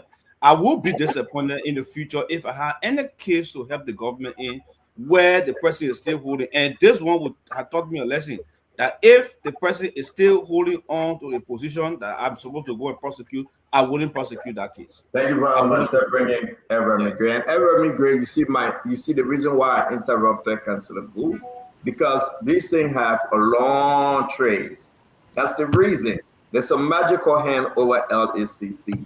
And the Liberian people got to understand, not that she's not doing a beautiful job, but she's under the influence of a magical hand. I must add that. Nobody's stupid, yeah? LSCC is not operating right. We know that. Go up and calm down. We know they're not operating right. Somebody from home, somebody from one of the big offices out there controlling LSCC. Telling LSCC, take this person. Wait. Insinuation. Maggie voting for everything that passed on the Senate floor. Do you think the government going to prosecute Maggie? If Maggie giving Joseph Braga everything Joseph Braga won? Wait. Allegation Bertoire. Where is it today? Bertoire is quiet as Sepe because everything is passing. Wait. Let name for me. Nobody's stupid, yeah? These are insinuations. These are allegations. We can get to it. You don't be up talk. LSCC is not under a normal condition. Are you saying the government corrupt? LSCC is not under a normal condition and they are not within a normal time. Something is happening. A dark big hand is over LSCC and running that place. Colin Gray, I say my own. Yeah, Stanton, the only thing about the LSCC investigation and these precipitous clearances they gave the folks is the fact that people misconstrue it. Now I heard some people say, "Oh, would the U.S. drive the case against Maggie because he has been cleared?" These are some of the confusion people intend to create in the first place, so that the common man will be confused. But that's why I'm one person. I'm now opposed to the fact that there is AREP and there is LSCC. One, I agree with you, could be corrupt, extremely influenced by heavy hands, and this is why we're having this many individuals going scot-free, even though they might be checking for preponderance. Their case is lighter, but the person with the bigger axe is the AREP. They could pick up any of these cases and say, we find probable criminal conspiracy in any of these cases. It doesn't mean that when somebody has been cleared by LSCC, that's the end of that individual or the investigation, so to speak. I would say it's confusing that they will bring somebody in the presence of the LSCC, this many people, and then we all know some of the big hands behind this. Well, it's good to hold your breath at some point, because anything and all you say could be used against somebody, and it's better for an innocent person to go scotch-free than for them to be found guilty. But I think AREP, in their own case, in their own profile, they have different set of evidence. But I think this LSCC, yes, I'm not confused. I'll tell you, I beg you. Thank you very much, Colin Gray. Thank you. No. Stanton. For 99 criminals to go free or 100 criminals to go free, then to convict then an innocent man to go to jail. Yeah. So we gotta go quick. We gotta talk about the other two. Let me end, please. Let me end. I don't want people to confuse that this clears Maggie from the criminal conspiracy that the U.S. saw. You understand? And AREP has a better set of evidence that will re-indict these people and prosecute them, Stanton. It's all I want to say. So people should not be dancing that. They should not, even if they have preponderance, if they don't have much evidence, they should not even brought some of these cases to the LSCC, because definitely the people find scapegoat. Well, folks did a lot of things and they will be prosecuted under AREP. Colin Gray, thank you. I can say to you, like all Liberians listening to me, LSCC will not do a jack. They clear the people to go and they will never bring them back for the same brother. I said, let's hear you. No, Stanton, you are right. No, I say AREP, not LSCC. AREP, okay. Stanton, you are right. Still you are right, Stanton. That's what I like a business. The LSCC boss is on duress. You are right. She is on duress to find crime where no crime is. Oh, Stanton, you are right. She is on duress. Hey, I saw the woman speaking. I felt so sorry for her. You can see the pressure from the woman. She must find crime. United Party said, George, we are built for the 7th condominium. So she must find for the 7th condominium there. If you were to go there and count, you will only see 17. But she must put 47 there because United Party. That's 17, 18. No, it's okay. No, it's 17. 18. That's 17. They got one. Even if that one, even if that one, I know you're a shameless man, I say. Finish. Because they say 48, but they get 18. What difference that make? From 2023 election to today, everybody knew that George Weah built 47 horses for the 8. If the NSCC boss were to go there tomorrow, why you didn't stop it? I said, why you didn't stop it? Why you didn't stop it? I mean, let Asset talk, sir. Let Asset talk. No, but Asset talking, he said there were. No, well, let Asset talk. That's not that was the first thing. For 6 years. Well, your mouth was tied. Something was wrong with your mouth. Y'all couldn't talk. Yeah, we talk. We talk. But Unity Party when you. That's how I blame you too. I blame you too because y'all were part and parcel of the whole operation. Meeting with Joe Weah, eating with Joe Weah, whining with Joe Weah, and y'all did not defend Joe Weah adequately. Let me tell you today. Let me have my time now. Whatever Joe Weah spent on y'all, he wasted his money on y'all. Let me tell you today. Let me have my time now. You are taking me off track. You did not defend George Weah. You allowed my cousin to wanna be a one-termer, okay? Because you're sat there, you're tired, your hands, okay? You want a bubble. When they say Joe, you have to get that's for y'all. Even though I hear you are making me start when I stop you because you know you are taking me off track. When they say you're still 16 like I was saying, but yeah, because I was too enjoying. That's the reason why. No, man, the woman is under duress because she must find 48 condominiums. She must find 48 buildings at George Weah area. If it means she will go for breaks and build other houses there, she must do it because United Party said it. But listen, United Party knows that they didn't win the election because George Weah wasn't building roads, or because George Weah wasn't building houses for the poor, or because he wasn't paying YX school fees. They know that they won election on lies, so they must prove that lie. Hey, I talked to somebody very friendly to the woman, and the person told me what the woman is going through. But I will say this to the woman: shame on you. I agree with Kev. Shame on you, LACC boss. Shame on you, not because we don't know the pressure you are under. Shame on you, not because we don't know you must find crime where there is no crime, but shame on you for allowing politicians to use you and come and give press conference because of Mangiel. When last you gave press conference because of other people? But Councillor, I salute you, man. I give you A+. You understand the issue. Payroll party. So what is the crime? Okay. Let's get, for the argument's sake, that Nathaniel Mangiel employed 10,000 Liberians. So you want to put Mangiel in jail for giving 10,000 Liberians job? I will agree with you to put Mangiel in jail if Mangiel posts ghost names on the payroll.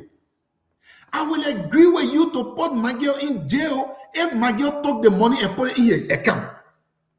But Mangiel brought Mami Wata children and put them on payroll to give them job. You want to put him in jail for that?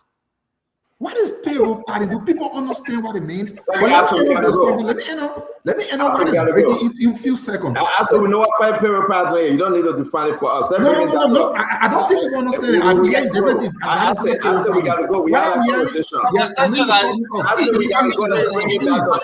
Give me a few seconds. Start now. Don't cut me off. Hurry up. I said hurry up. Now I can tell you, he didn't want me to say this, but I will say it. There is a big problem between Gelson Koji and the Vice President Jeremiah Kun. Sorry, Jeff. Let me tell you the problem. The Vice President is asking Gelson Koji to leave a house. Gelson Koji said no, he moving until he put him out. You know why? Because United Party lies say he took 250,000 to buy a house. Okay, so I said thank you for Gelson Koji begging Vice President to stay in her. That whole conversation. That Bobla, let's say, Johnson Koji. Stanton, give people a chance to. Yeah, you also pay your own house, ain't pay all that business. But Stanton, not correctly. You let people. No. We got a more. We're not talking about Johnson Koji yet. That Bobla, let's say, you. Stanton, it's the same lies with the.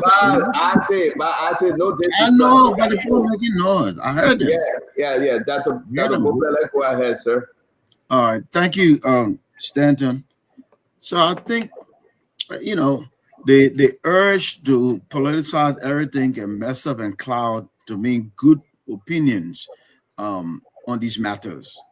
The LACC, to get there, you don't need a grand jury. The council here, you tell us, you know, a grand jury, their acquisition, they suspect you, they accuse you, they put stuff together, send it in. When the Senate there, the agency have a responsibility to investigate. Now, you who are accused also have a right to defend yourself. People can carry their lawyers there. So it's a thing where you go, you make the case, or you defend the case. And there will be times when people will say something's here, and we move you on for further in a prosecutorial situation. There'll be other time we'll say there's not enough here, and then you go. So we can't have it both. We gotta be careful. If the LACC were not calling people and not bringing in evidence, not allowing people to bring their lawyers, and they were just boom, boom, boom, boom, boom, we'll say, oh, but this is a hack organization of the government, and they're not even giving people due process. So in the process of due process and rule of law, even with the LACC, sometimes some people will be sent for more investigation or something of that sort. And then other times they'll say, there's not enough here. Go home.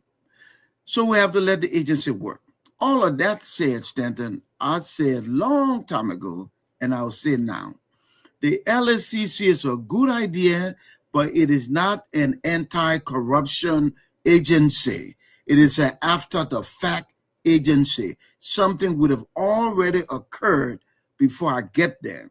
We need to find better measures to minimize corruption in our country. The LACC is an after-the-fact. Either I did something or somebody heavily suspect me of doing something before I get there. It does not deter, I don't think, corruption, especially not with those who are accused or sent there, because always after the fact. Thank you, CEO. Fubila Seridado Bobla, thank you very much. And I like when you said people begin to plow this whole thing up. Good thing, a lot of suspicion out there when it comes to LACC. They are not being, transparent enough, a lot of doubt. But when you say that, some people make it all of politics, there's sedition on the show, trying to put that black smoke out there. Then the messaging is confused. It's both sides. Some people in this government, like LACC Fubi, clear. They shouldn't be clear. And that's our message. It's not about CDC or Unity Party. We're receiving a lot of information. And I got recording that LACC people, some of them were paid. They gave one of the commission $2,000 for transportation. One of the people that got clear. Y'all don't know these things. One of the people, Fubi, that got clear, gave 2,000 United States dollars when they met our commissioner. 2,000. They cleared people. That you play here. No, I can't do that. If I do that just now, you get angry. Trust me. If I do that just now, if you push me, and you will not like it. You get recording. Stop wasting our time.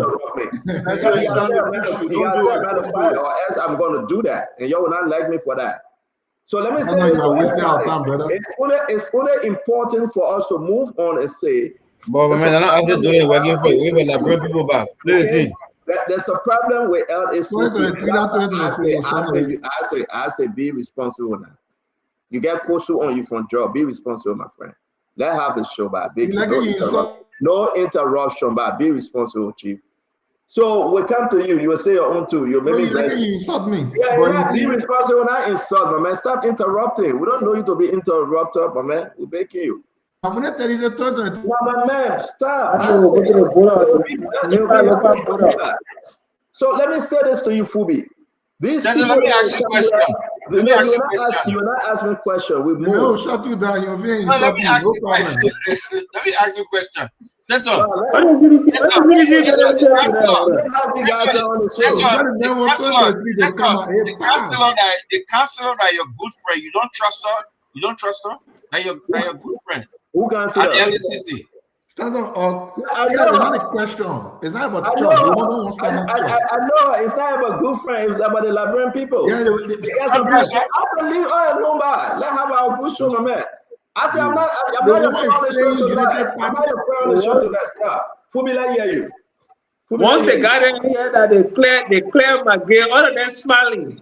Before they will be completely say that we don't the Guaga government won't go after that people.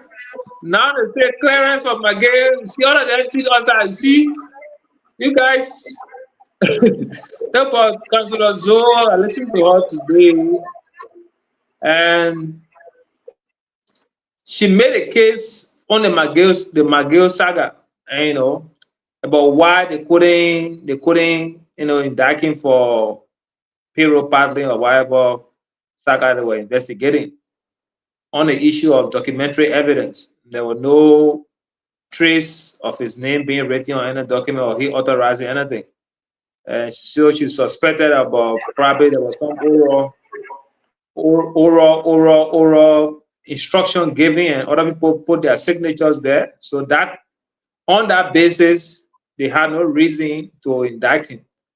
But that also doesn't clear LACC of being involved in whatever deeds that they are doing, because some of the allegations about some of these people, though we are not close with the authority or the privilege to have access to those documents, but just by following the stories, you see that there are some of the people that they said they are cleared. You know that there should be no reason they should be cleared, but they are doing the investigation, and we have to accept their findings as it is. Like I said the last time, whether you like it or not, they are the one in charge. Once they say this is the reason for which we clear this person, like they made a case for McGill today, and, you know, I respected that, you know, and I accept that. We can go further with that. And McGill probably played smart. He knew that all these stuff will have come back, so he said, look, there are certain things I'm not going to put my signature on certain things. I just gave verbal instruction and other people take the responsibility, and I'll be in the back and shield myself. So McGill play a card well, but that doesn't, in the code of public opinion, we know that those people would not have gotten on the payroll if some heavy hand had not given instruction to do so. So the verbal instruction will not be admissible in court because you can deny it, because other people took responsibility by signing. So that way he got out of it. How you know he gave away instruction? No, there's no way you will be the boss of an entity and they will have people added on your payroll without you knowing and without you approving. And you just sit down and let people run the show.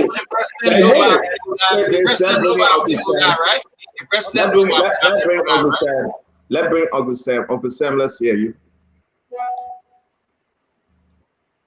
Okay, listen to me. You know, some people ain't got no shame in the country, yo. Some people ain't got no shame in the country, yo. Some people really don't have any shame in this country here. What McGill was alleged to have done, is the whole system of patronage, what they call patronage in Liberia. People who, because of various reasons, including they don't have enough education, they are lazy, they are not disciplined, they don't have entrepreneurial ability, they join political parties for the sole purpose of getting jobs. This is since 1847. Tubman used to have the PRO. They were paying people. It's a sum of social protection.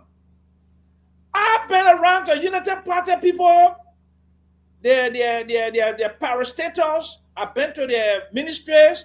under this Joseph Nima Boakai, I see people standing and sitting down all in the hallway doing nothing. These are political appointees brought there because they don't have anything to do. Their whole job is to support a political party. When the political party win power. When I came home in 2019 after my cancer, I went to the central bank. I saw 15 receptionists at the central bank.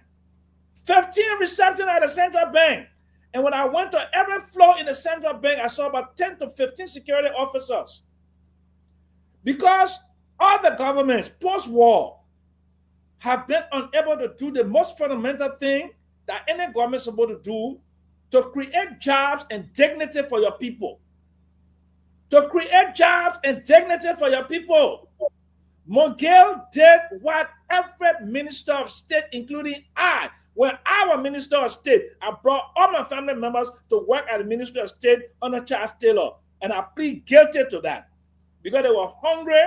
It was during the war, and I brought my friends and we put on the payroll. We didn't go through no what they call it, you said that what a personal action notice, none of that. When I was deputy minister in 1980, I did the same thing. A lot of men, they went to America. I gave them free ticket to go. That's Liberia for you. Why you want to pretend like this is some kind of a country that all of a sudden Joseph Nima Boakai will bring this magic wand and wave it, and all of the patronage, the corrupt. That's not corruption. By Liberian standard, that's not corruption. That's a tradition. And I was one of the few people that went to LSCC because it's right near my house. When Mogale was taken there, I went there, I took a picture there in solidarity. Okay? I didn't see other people go there of my class, of my standing, to go there and go and support Mogale. I went there. People are scared. You're a bunch of hypocrites. You pretend like you live in a paradise country. You pretend like you live in a country with a rule of law. You pretend like you live in a country that these things don't happen. So you prosecute all the people working to the different parastatals that y'all took there. When I went to visit the people, I saw all the 10 or 15,000 people there mailing around the different parastatals, the different agencies of government that your United Party people brought in. This is what you guys do. What do you do? You are incapable of creating jobs for the people. You are incapable of creating an enabling environment for people to put their money here to create jobs. That some of us are doing. Uncle Sam, thank you very much. I created 10 jobs in the last 30 days. I created 10 jobs in the last 30 days. I put my money where my mouth is. I took money from the country and brought it to Liberia and invested it here. That's what most of you cannot do. You don't have that ability to bring your own money here and create jobs, so you use politics as a means thank you very much. For wealth. That's what you do. I'm kind of confused. You talk, and then they give you money, or you get a job, and then when you don't longer have a job, there's nothing else you can do. Uncle Sam, again, thank you very much. It's good to have all of you. I'm kind of confused. You created 10 jobs in the last 10 days. That's what you just said, right? 30 days. 30 days. Okay. Yes. Thank you very much, Uncle Sam. $60,000. I can show you on my receipt. No, Uncle Sam, thank you. I said we will talk about you. You will come one-on-one with the CEO, and you will pay, and we'll talk about you. Thank you very much, Uncle Sam. I didn't tell you. It's good to see how you creating jobs. Yeah, Uncle Sam, thank you. We beg. Let me do my own. 3 years of post-war. I had a gas station. Let me do my own closing, Uncle Sam. Uncle Sam, sorry, I have to mute you. I got to do my own closing. We got to talk about the LPRC, something you got to help us with, and LDA today. Let me say this to everyone. Sedition or non-sedition? This is not about Unity Party or CDC. No. The LDCC issue, Jacob, is a big fundamental issue. It's not about they let Mogale go. No. Like, you put the list up and see. Unity Party is on this list. Make no mistake. ANC members on this list. You can find the undercover ANC there. Let's put the list up. Where our friends and brother come and say, this is about CDC. This is about CDC. They want after. No. Nobody after CDC, my people. My problem is with the LDCC. Let's go through the list. Poka Zaza, Che Gali, Sekou Kroma, Patrick Petit, Ansu Dolly, Siafa May Gray, Vivian Walker, Nathaniel Fallow McGill, Abraham Kamara, Joseph Sharif, James Flamboyant, Vakwana Awomo, Delano Bryant, Mustafa Raji, Doma Harris, Johnson Williams, Daniel Colette, Bill Maggie Jones, Bala Yoba, Joseph Va, Molo Casso, Bia Kamara, Sensi Morris, Otavio Sampson, Emma Glasgow, Christopher Sankolo. We can name them. Guys, it's not only Miguel. 29 people named on that list. So let me tell you the problem. And CDC want to be so good and say they wish hunting after CDC. No. It's a failure of this government. They are not supporting the LDCC, and the councilor is here. The LDCC, they are toothless bulldogs. They've been begging for the court. The LDCC, they are toothless. When the people want to make moves, I said to you, lawmakers calling them, you got to exonerate that person, man. They're in our interest. Senators, representatives, I know them. Members of the executive, past government leaders from CDC that past government. What do you think the woman is doing? They are going for the highest bidder. Commissioners around her. So let me say this, my friend. This is not about CDC or Unity Party. It's a complete failure. And everybody should know this. Because everybody's interests have choked up LDCC. They are not independent anymore. When they are making decisions, the Justice Ministry comes to whistle on them. Councilor Gould, right here on the show, consulting for LDCC. He expressed his own frustration. I'm not talking behind him. How can LDCC be investigating the Lofa incident and the man taking picture with the president and telling people say he ain't going anywhere, and they exonerated him? No crime. Let's go to Bapalu. Zena, Naimani, right? The guy from Bapalu. He and Botokane fighting. And Amarikona on his side, and Botokane on the other side. They are defending him. And no, so LDCC, that whole case is just hanging. Check out. And you know the superintendent from Bapalu? You know what I'm talking about, Jacob? He American guy. Botokane don't like him. Botokane came on the show. The guy said Botokane paid $10,000 to one of the commissioner at LDCC to prosecute him. We were right on the show when he accused Botokane, the senator. Y'all forget? And that's the problem. That's the problem, my people. LDCC is not a normal LDCC. It should be an integrity institution, but it's not normal. We are not in a normal time here, my people. This is an embarrassment. So at the end of the day, thank you.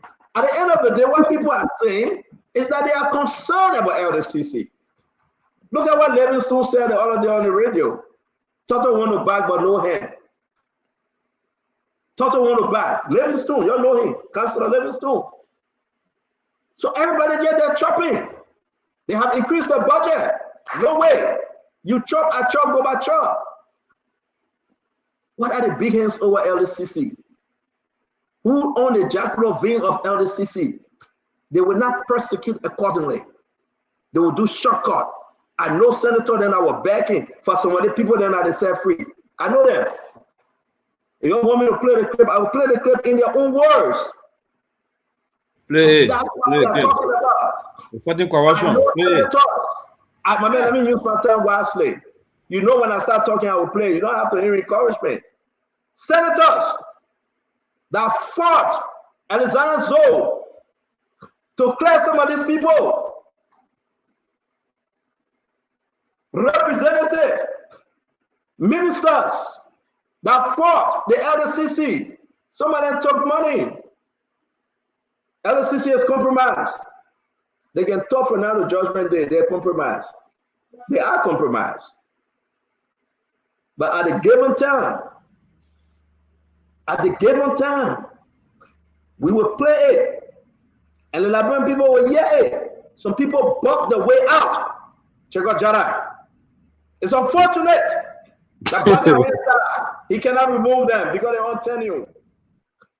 Because some people on a Braga, as ministers and directors, they're buying their way out for less persecution and to set these people free.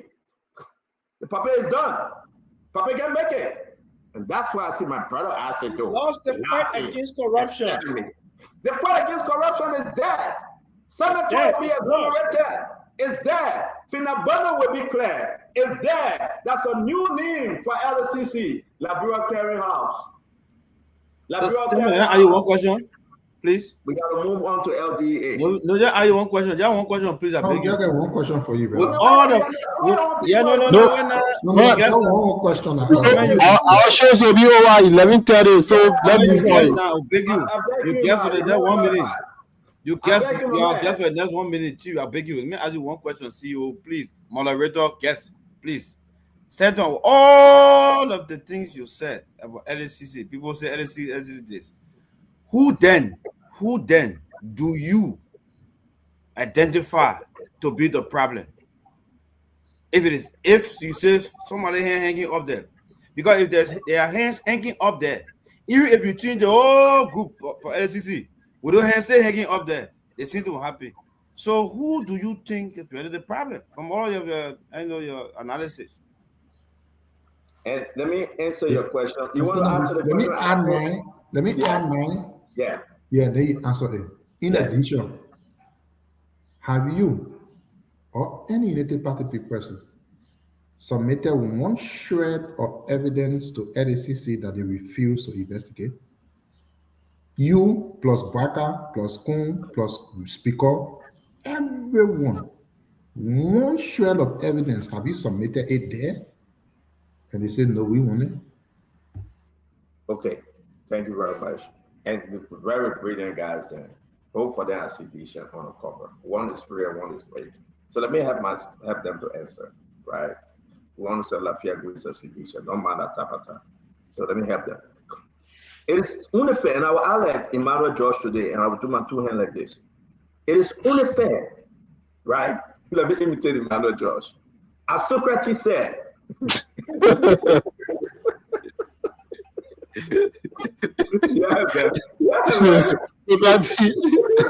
You will answer that question. You will answer it. Anyway, you want to. Whatever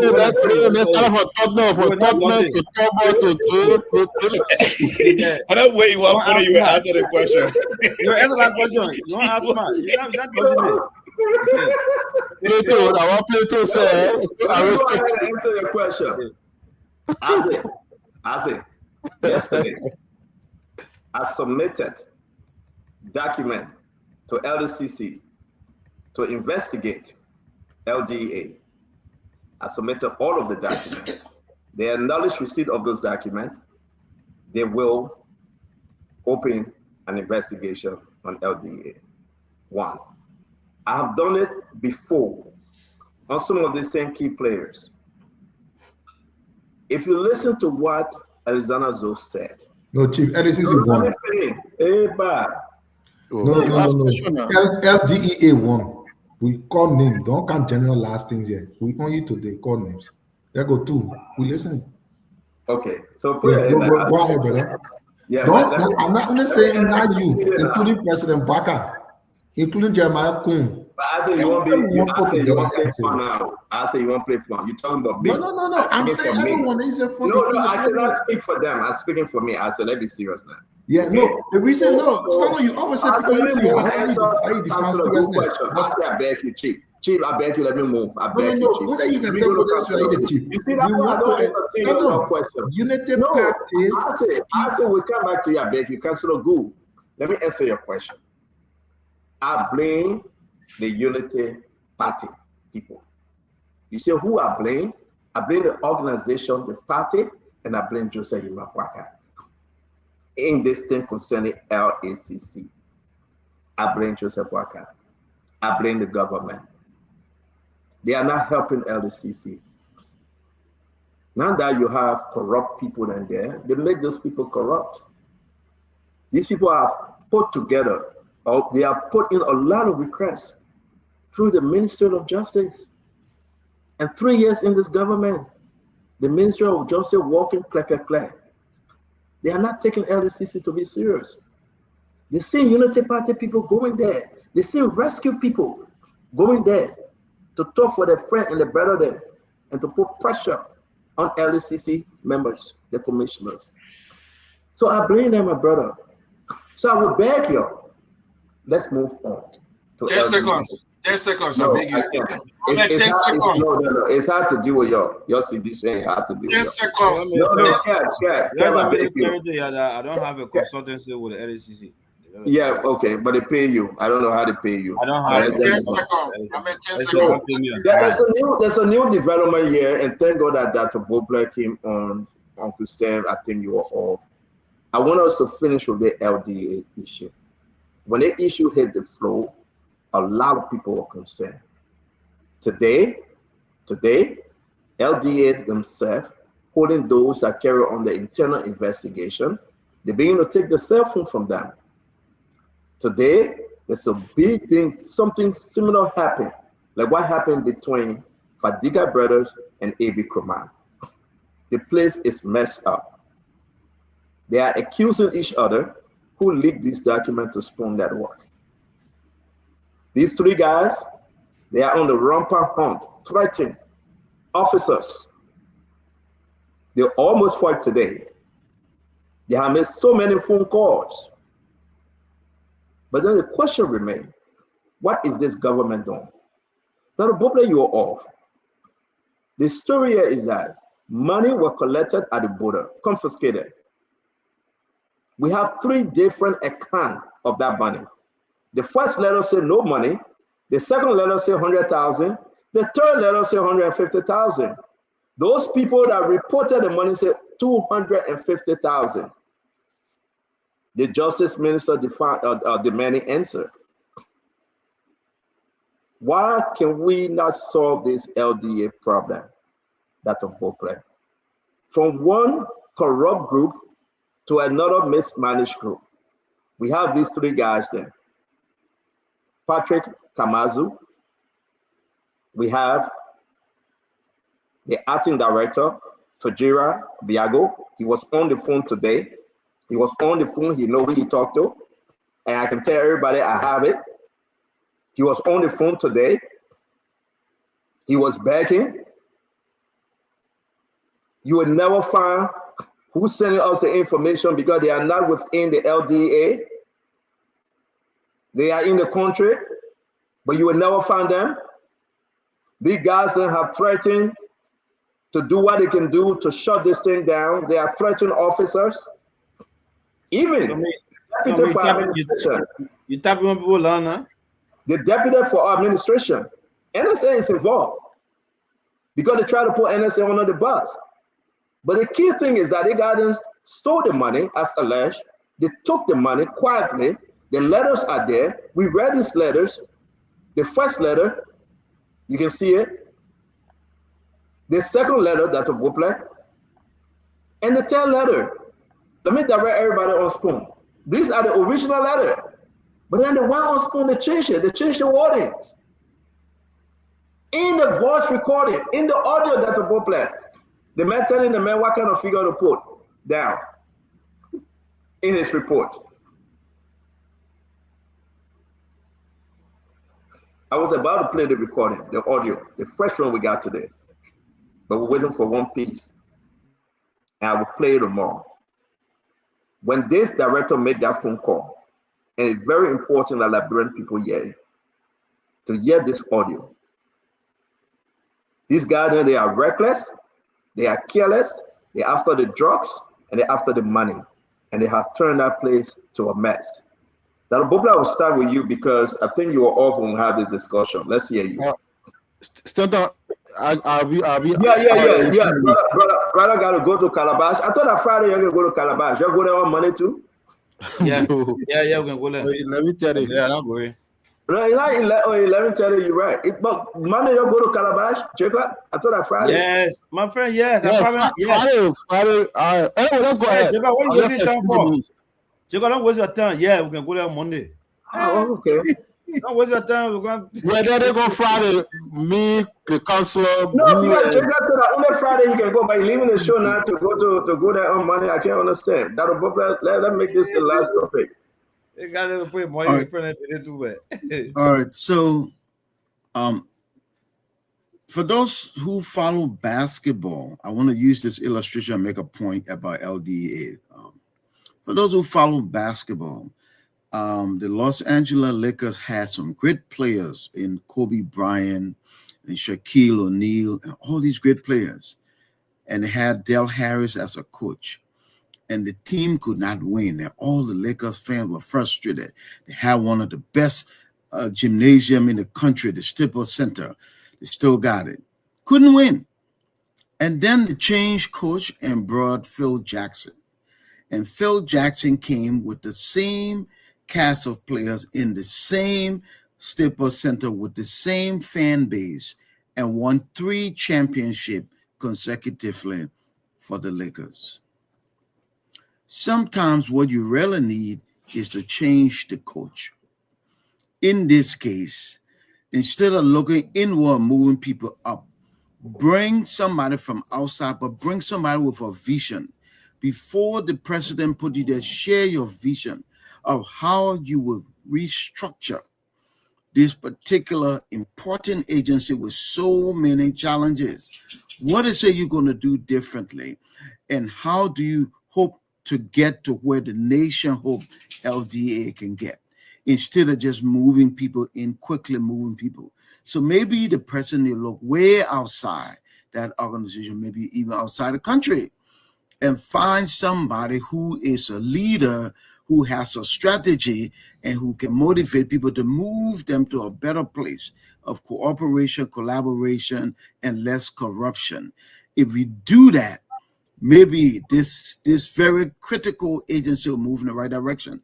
Otherwise, I think you're recycling people, and you recycle people that already have strings, they have attachment, and they have their small stories within the agency already. Bring a fresh person, bring somebody with vision. They shouldn't just come because they have a resume, but they need to share a vision of what they would do differently with the LDEA. I think at this point, we've tried so many internal things. It's time to go for that new coach mentality, to take the same people, the same agency, but restructure, motivate, transform, change the culture, and get Liberia to a better place in terms of drug enforcement. What was Friday got from? But not from outside?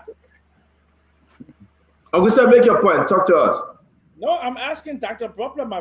Remember I saw you when you and your 2 boys. I was jealous, man. You playing daddy. So talk to me. What was Fadiga from? Fadiga when I'm from America? Yeah, no, he was. But listen now. There's a piece, Uncle Sam. Now, good question. There's a piece I added in. Not just from outside, but outside with a vision. Share that with the president. Say how that your vision would change the culture. That's the critical piece. But you're right. Let me squeeze you quickly. They came in with 90 days. And Jacob, you remember that. They brought him only in for 90 days. It been past, way past.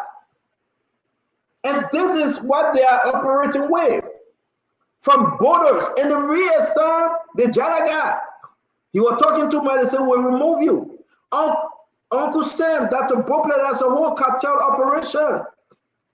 But to tell you the truth, though, the president have opened a vetting committee. The people the president called to say go and vet, the people that called, they are never saying one report to the president back to replace these guys. Jacob, we are in a serious problem. The proliferation of drugs in our country is not easy. You know what they're trying to do now? They're selling drugs in every corner. There is no more ghetto I'm hearing. They put it in a backpack. They go to every street corner. They pass it. They keep moving. You can't get them to one spot. These are some serious issues in our country. Who will fight drugs? This is the fourth time. Abi Koma Fadiga, when they left, they brought that guy from Intercom, American Embassy. They call him Peter. Christopher Peter. Yeah. Christopher Peter. When Christopher Peter left, they brought that other old puppet that had stroke. Yeah. May God bless him, make him well. He couldn't talk. They played ball around him. When he left, they brought these guys in. Look where they took the guys from. Kamasu. Go back to the history of Kamasu. Biako, from the guys that get records. But who recommended them? The good old boys. So is Joseph Boakai ready fighting drugs? Everything that have happened, and let me remind you now, when the $100 million drugs case took place in Liberia, at the scene right there, they arrested over 200,000. Before you get to the Justice Ministry or CDC, the money was split in half. That's the same thing. That's the same thing. So the guys that say you can do interim, acting, they eating their own like dog. And then the same people go to President Boakai and say, let's investigate. Investigate who? Investigate what? Fire them. You heard the other man say that my daughter, leave her alone. They call him Ping. That my daughter, don't arrest her. President Boakai fired the man. You know what the man? Some President Boakai say he fired the man. You know what the man? The man hanging out with this guy. He's still on this guy payroll. In every operation, you can see Ping with the guy. And I'll put a picture up. They were at the Rawa International Airport saying they're going on operation. President Boakai fired the Ping guy, Uncle Sam. And the Ping guy is hanging out with this guy, Patrick Amazu. He was at the airport saying he's going on operation. Are these serious people? Chico, let's hear you, man. We got to wrap this thing up. Oh, yeah. I don't really have a lot to say on the drugs matter. I think the last government struggled big time. This government in the Union Party is struggling big time. In 2 years, in year 3 now, they can't seem to get a handle of it. I think this last one is kind of like dropping the bomb on the DEA credibility, damaging the credibility of the DEA.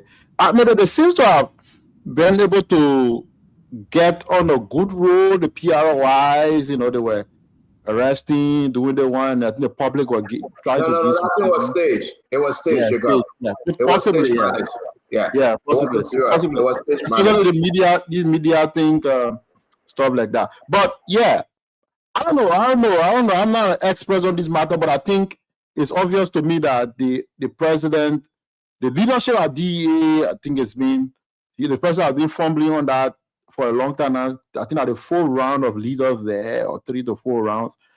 And then I think Dr. Brubler is saying that he needs to change the coach. So that'll be the 5th time. Moving these people around, haven't solved the problem. So I really don't know. Let's bring in Uncle Sam. Uncle Sam, you're in Liberia. These things are bad for our country. I don't know whether you can say Joseph Boakai trying, or whether you can say the whole thing has messed up, man. It's done. It's done. Joseph Boakai, the Baptist deacon, has no idea of the depth of the drug problem in Liberia. Let me tell you, as somebody who grew up in the projects in New York, the drug epidemic, the crack epidemic in America, and we have this Duji, which is a form of heroin, right, in Liberia. In America, a whole police precinct, the 72nd precinct on Utica Avenue, the drug dealers, the Colombians, they compromised those cops in the 80s. In the 80s. And those cops were making high salaries, and with overtime, some they were making either $80,000 to $100,000. These people at the DEA making a few $100s a month, and with the how you call it, Denise, there is so much that, I mean, what I think I'm trying to do, I find a word when somebody cannot resist something, the temptation with the amount of money in drugs, it requires a fully committed there's a coordination by all people in the country that will say this is a number one health problem. And people like somebody like Raymond Gray, as a social scientist, will know when something requires not just criminal, right, but rehabilitation, civil society join together. If people are living in graves in Liberia, Stanton Witherspoon, I went to Center Street 3 days ago. 3 days ago, I was on Center Street. I saw the filth, the mountain of filth, and I walked towards the edge, and I see the people there in the graves. When something of that nature happens in a country, it requires a national emergency. Unfortunately for us, President Joseph Newman Boga, as nice as he is, he doesn't have that fire in his belly to bring in the team like Dr. Bropler was talking about. This is the number one menace. This is the number one menace in this country. I have people in my family in Liberia, and almost everybody in this country have people in their family who have been victimized by this drug epidemic. It is the number one menace. And Joseph Boga and the UP, they play with this team during that time when they were making it seem like it was the government that was bringing, every time there was a drug a seizure at RIA, they were saying, I think that when they were bringing in the drugs, and Jovial were bringing in Kush. And Kev Hassan there, and I will go back on the minute again, they did not have the courage, the temerity to resist, to fight the UP guys, and say, no, our administration is not bringing in drugs. George, we are in Finabondo are not drug dealers. Liberia is not a narco state. We are inundated by drugs because West Africa is infested with a drug epidemic. That was the narrative. But they allowed the Unity Party to pin the CDC as a party that was facilitating the drug coming to Liberia. And part and parcel. Anybody who won the election to say CDC and Kush 5 and 6. Allow my people. CDC and Kush 5 and 6. And you allow that narrative to cover you. That's why they booted your other power. Yeah, I want to put something to them now to defend it now. We agree with you, but I want to something to the you start explaining all that. Yeah, but they are in power, they are enjoying, and you are in Minnesota in the cold. You are in Minnesota in the cold where your coach should go to wherever day, getting at 5 o'clock, taking children to babysitter before you go to work. I know what I want to. You want to be here in the sunshine. More than when I go to bed 3 o'clock in the morning. More than Let bring in Emmanuel George. Emmanuel George, we got some serious issues. I didn't want to do Emmanuel that. George, we got some serious issue in the country. You know, I don't know what other people would say. You know, President Boga is not trying. What more should President Boga do? What can he do, Emmanuel? Oh, we started a conversation. Full different turnover. What should President Boga do? Oh, Dr. Bropler and Uncle Sam said he should lead. He should take leadership. There's nothing wrong in leadership will bring in another group of people now. There's nothing wrong in changing people until you get the right people to take over the job. There is nothing wrong with that. It's part of leadership. Look, Stanton, this government sometimes they can behave like BM people, the BM. Those are also who are waiting for the BM guys when they come, right? They bring you this thing, they wash it, a little flash it, you're happy that is it. You're excited. You're excited with it. They do you get real money, but they tell you leave, you got dead. Now what happened here? Look, they started that we had electricity. Now nobody can get current in the country. They put electricity, and we're seeing the drugs people go around collecting the people. Now we listen to the cassette how they are playing the thing enriching themselves. The president has to take leadership. I don't know why they have not called Conor Remy Gray up there now. Maybe it's time for the president now to call Conor Remy Gray to come and take over the LDA. Maybe there's an opportunity they have. You have to keep changing people until you get the right person to do the job. I hope the government would. This is important. It's extremely important. The level of at which the drugs crisis is in our country, and it's not affecting only the unity party scene. It's affecting all spectrum of the economy and every political party. And it's one thing that we should take serious. So if the people there right now cannot do it, let us change them. And perhaps the president should start looking at Conor Gray now, if his name is not tapped on the list, and call him for an interview. We just install with integrity, Fubi. Actually, we do. Someone that love country. That place is rotting. The interim folks to bring their Fubi. Let's hear you. What's going on? Yeah, the drug, another thing Uncle Sam said it. The drug cartel is the biggest cartel in the world. I think I follow. And the guys know how to get their way through. The guys know how to buy their way through, buy the securities. And those flow show, arrests that people see with the camera. For me, I don't fall for those stuff because I know the real dealings. You will not put a camera there. And sometimes the guys will, I will tell the old DEA guys when CDC were in power, so you guys will raid one ghetto and go sell it to the other ghetto.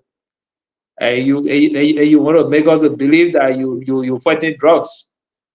And we still see semblance of these things following through. You arrest somebody, you confiscate the drugs, you confiscate their money. Then you give it different stories on the same money. If you arrest the money, you arrest the money. Nothing wrong with that. Announce it and put it in government coffers. Because you're not supposed to be traveling with that kind of money in the first place through the border. The maximum you're allowed to travel with is 10,000. So if you're traveling with about 200,000, 250,000, report it and say, because XYZ government want to use the money for drug operation. And put in your bank account. But you cannot be collecting the kind of money. I can do money. They can seize for job. That's what you think. You convert the person here to confiscate the money. The first thing, the man that's supposed to travel with 200,000 to the border. Yeah, the man say you travel about 10,000. You gotta get it straight. I'm not saying. I said when you arrest the money, announce it. Don't hide it. Investigation. But what your people did, Fubi, your brother, then what they did, they get the people then admit their arrest. They recording here. The man called. You call OPS. You call Kamanzu. They call him. They got king. When he came, after he took the money, he gave the man a 2020 to go home from the same money. Then he said it. Nobody know about it. Alarm blow. We discussed it on Spoon. When we discussed it on Spoon, they put and say, "Oh, Spoon, yeah, yo." Then they got and went to go back for the money. They already distributed some of the money. They left 150,000 left. They rushed to the bank. From the 19th to the 5th of March, they rushed to the bank. They rushed to the bank. Guess what happened? The deposit wasn't another money. We collected the money. We grabbed it. No, you should have shown the money to custom. You yourself, DEA, you're not supposed to carry that money to the bank. A lot of issues. When they opened the investigation, the man on record saying it was 250,000. But the guy down at the DEA black one and tell the man to make it. The first man said you're making 100,000. The other guy said no, you're making 150,000. What kind of nonsense is that? Waking up in the morning and see President Braga still keeping them there is a disgrace. The people gotta be serious. Oswald Twe, who is responsible for that, Oswald Twe gotta be serious. That's a disgrace. They got them making Joey and CDC to shine. Oh yeah. CDC to shine. You cannot take it away. I think Joey and Yusuf are gonna medicine on Unity Party. They are making CDC to shine. Can you imagine?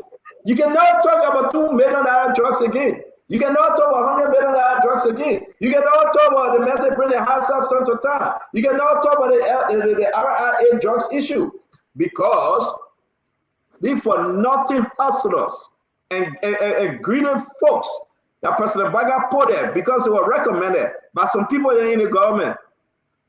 They made CDC to shine. And our Kev is overconfident of coming back because the NSA security intelligence money that someone getting to get over. But got close to Shokono Gray. People make mention of your name, man. This is your era. Let's see how you doing with I want for Conor Gray. They want to try one for you. I want for you to come here for us to eat Masajama together. No, but Stanton, to be frank, it's going to be a difficult process to even hire an outside. Are you interested in this job? Senator, anything that has to do with the defense of the country, I'm ready. I'm more than willing. I can leave everything I'm doing, put my business in the hands of my partner, and be able to come there. But here's the deal. There's a Look, you say in the hands of your partner. If you say the partner, you're confused. So that man, right? You talking about in the hands of your wife, right? Man, what is partnership? Oh no, I just want to be clear. Because the point say partner, man. No, when we say partnership, the business. Oh, business partner. Yeah. My wife. Stand you need to go to prayer meeting tomorrow. No, but on the same partnership, technically, in that term, Stanton, technically, partnership means you are not married with the person you are just living in the same house. Don't dress the thing. The man need to go pray tomorrow. Stanton, it's better. Go ahead. And that's the reason we sit around the show a few days. Yeah, it's better to make clarification, but Stanton, I've been married to the same wife for ages. I respect your family, Conor Gray. You know I've seen your family. Yeah, so I was saying that there's a culture, there's a drug culture that Mr. Jackson referred to as cartel, and I'm afraid those people have a grip on this menace.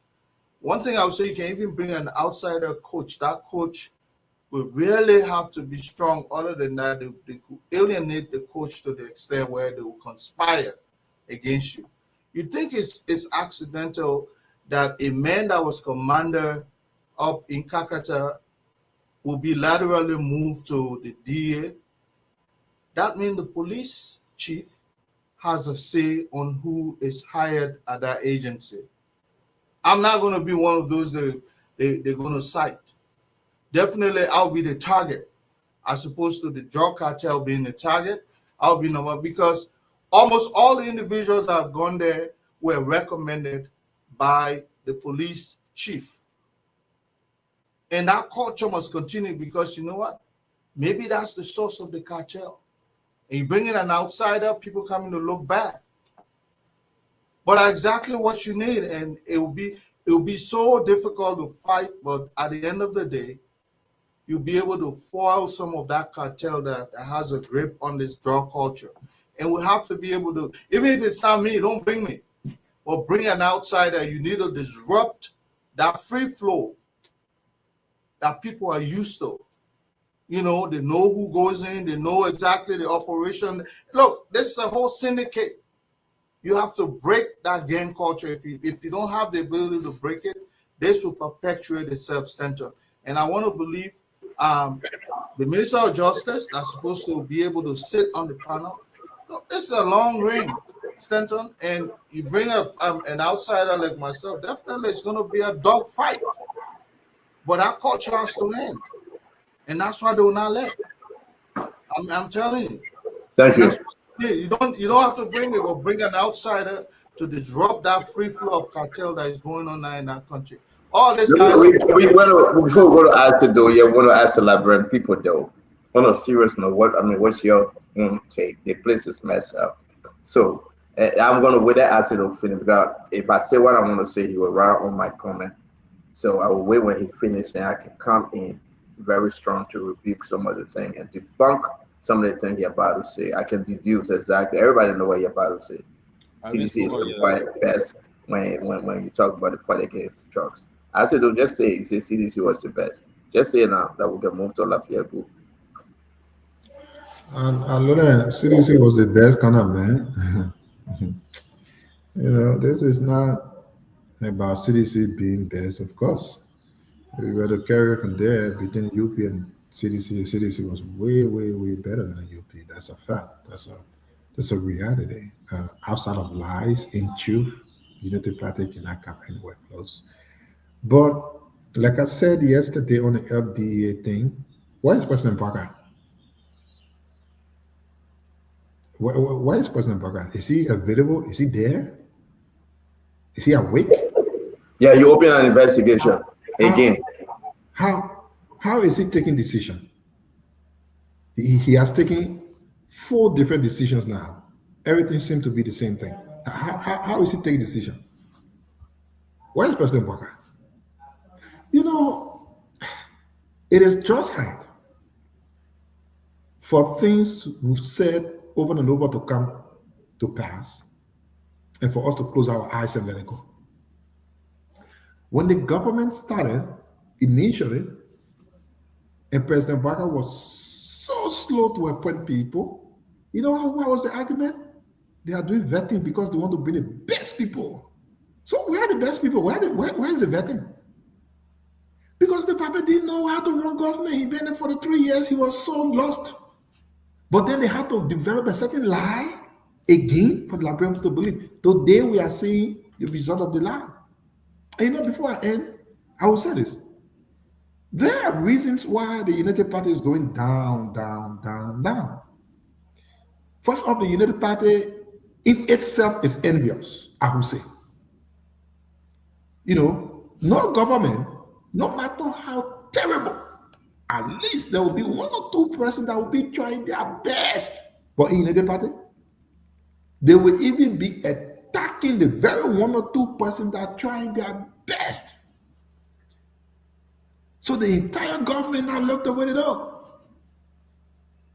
When we came, since I've been on the show, everybody knows, from appointment to confirmation, and I've always taken pride into it because I've seen it. One person you would think the government who ride it around every day will be the foreign minister. If you were to take the foreign minister from Ibadan government, the government would break down. Is she perfect? I can say no. But in my mind, she is one person that is at least giving back a small face. But in United Party, they will attack her every day, maybe because she's not a core United Party partisan. Thank you, Isaac. Now, when you come down to LDA, you have one mess to another mess to another mess. Isaac, can I ask you a question? I want to ask you a question. How many changes were made under George Manneh at the LDA? I wasn't the one in charge of changes, but if I'm right, it should be 2. It should be, I think the first people left before Zayu went there. I'm wrong to believe so.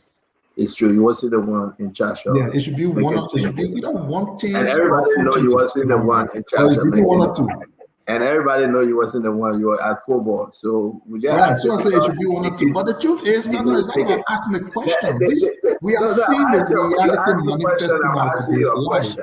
The United Party is so lost that you see one statement fighting with another statement.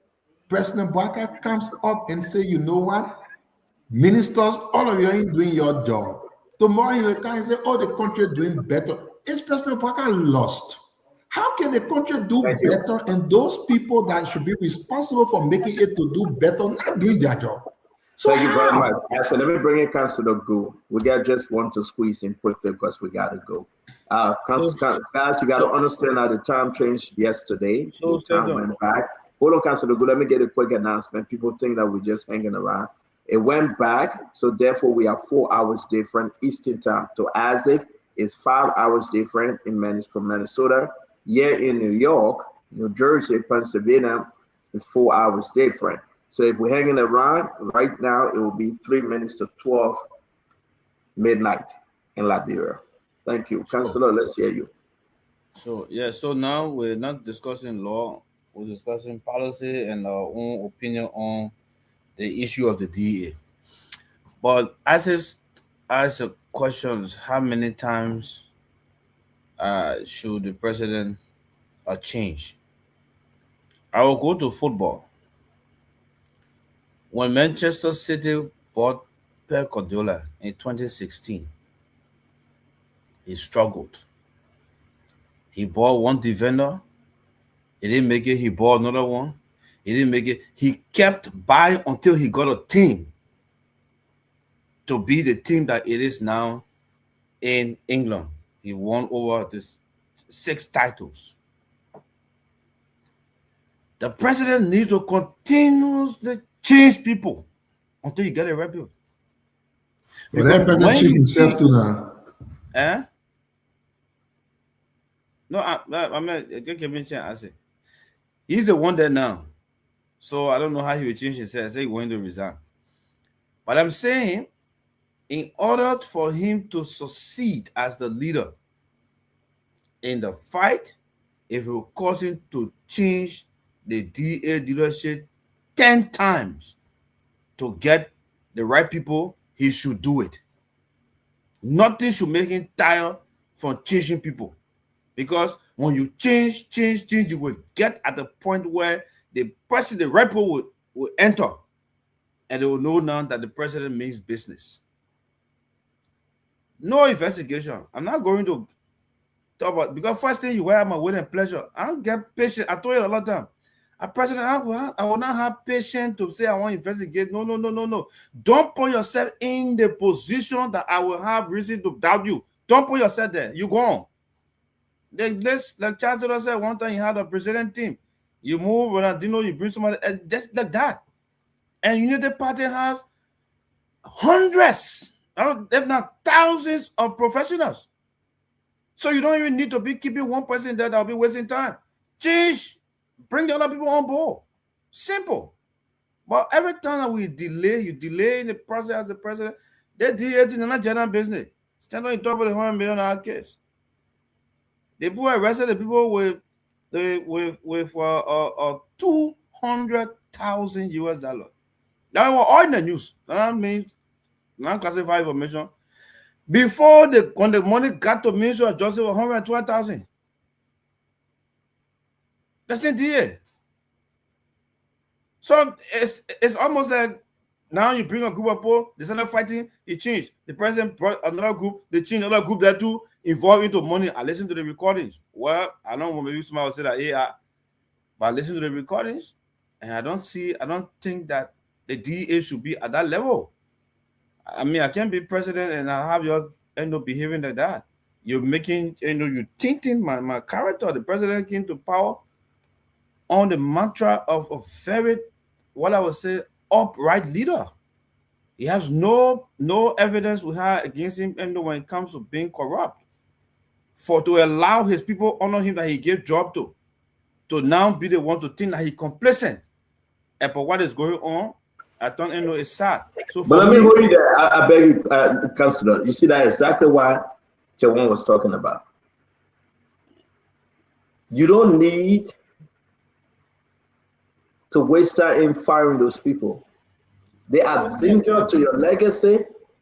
They are destroying your image as president. And you there waiting now to send them back to Justice Minister for investigation? We'll fire you and turn you over to Justice Minister to investigate you. Yeah. You know what I'm That's what I'm saying. You don't need due process. You don't need due process to be dismissed. No due process you need to be dismissed. You're not civil servant. You need due process to be taken to court. We will dismiss you. We'll let me start with you. Let me bring in Kev Hassan because we're done with this show. Kev Fico. Councillor, Man City won the Premier League in 2017 and 18. So Pep did not struggle. So I just want to let you know. Pep struggled the first season. Pep was Yeah. bought 2016. Yes.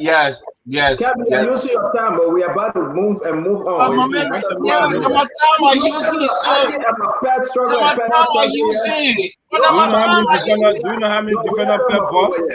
No, Some we're not talking time about football yet. I use it. No, we're not talking about football yet, but that's all the issue, but.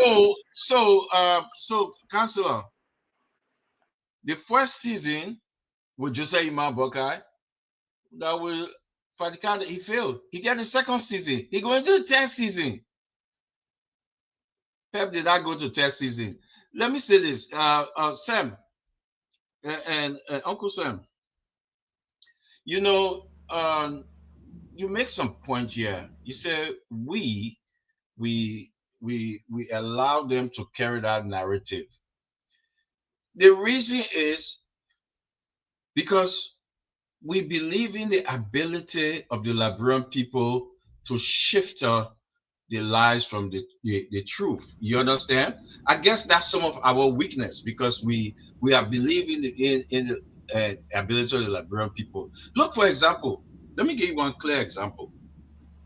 My brother Stanton, through the election, they hate us, that we criminal, we this, we that. They attack us. And I went on the street in Liberia and I heard the message. But now the LCC is clearing. So my brother Stanton, that's the reason he's taking that part. You know why he's taking that part?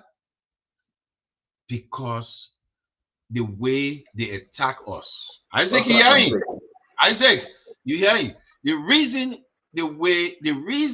they attack us, the way they attack us. That's why my brother Stanton taking that part to criticize LACC. I'm not Not because he want to criticize LACC, but because he's going against the narrative. I'm not your brother. Your name is Hassan. I'm with his phone. Stop connecting me to you. Okay, but don't meet me now. But stop connecting me to you. I don't want the people here to think that I'm from. You want to change his name? Hassan.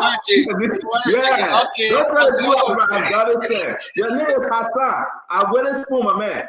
No, I'm not your brother, man. Stop the team, please. Okay, the Unity Your Party. full name is Kev Ahmed. Ahmed. The man name is Kev Ahmed Hassan. Pure Iranian name. My name is Stanton Elizabeth Witherspoon. Big difference. You can't call me your brother. I take you back. People watching the show. They got how to make people weak. so you see,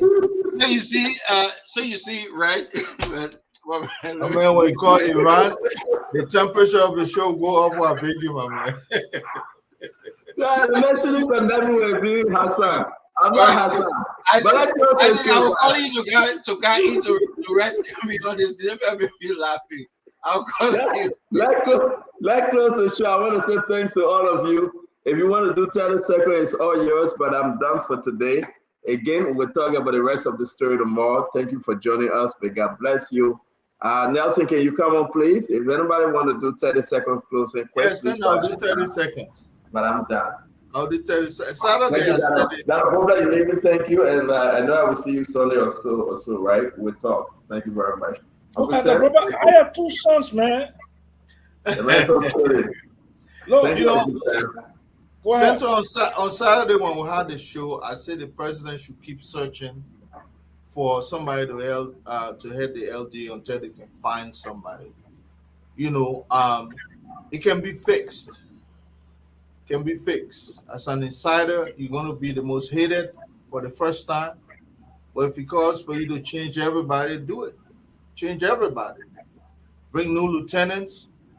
And lie detector test must be your companion because we want to know who can test the people's heart to see whether or not they are loyal to the state or to their party. Oh man, what's his name? Fubi talks about Sasiu. No, we get scientific way of determining whether or not you are not compromised, and that's what you need in that LDA. Lots of people that are compromised, and you have to be able to dig them out one by the other. And definitely, if you find them out, you can have a good agency to run. and no sleep. Definitely, you get calls from the big guys. Yep. Okay, I want to ask you a question. Okay, there's only one way I know how to solve the drug problem: to start shooting drug dealers.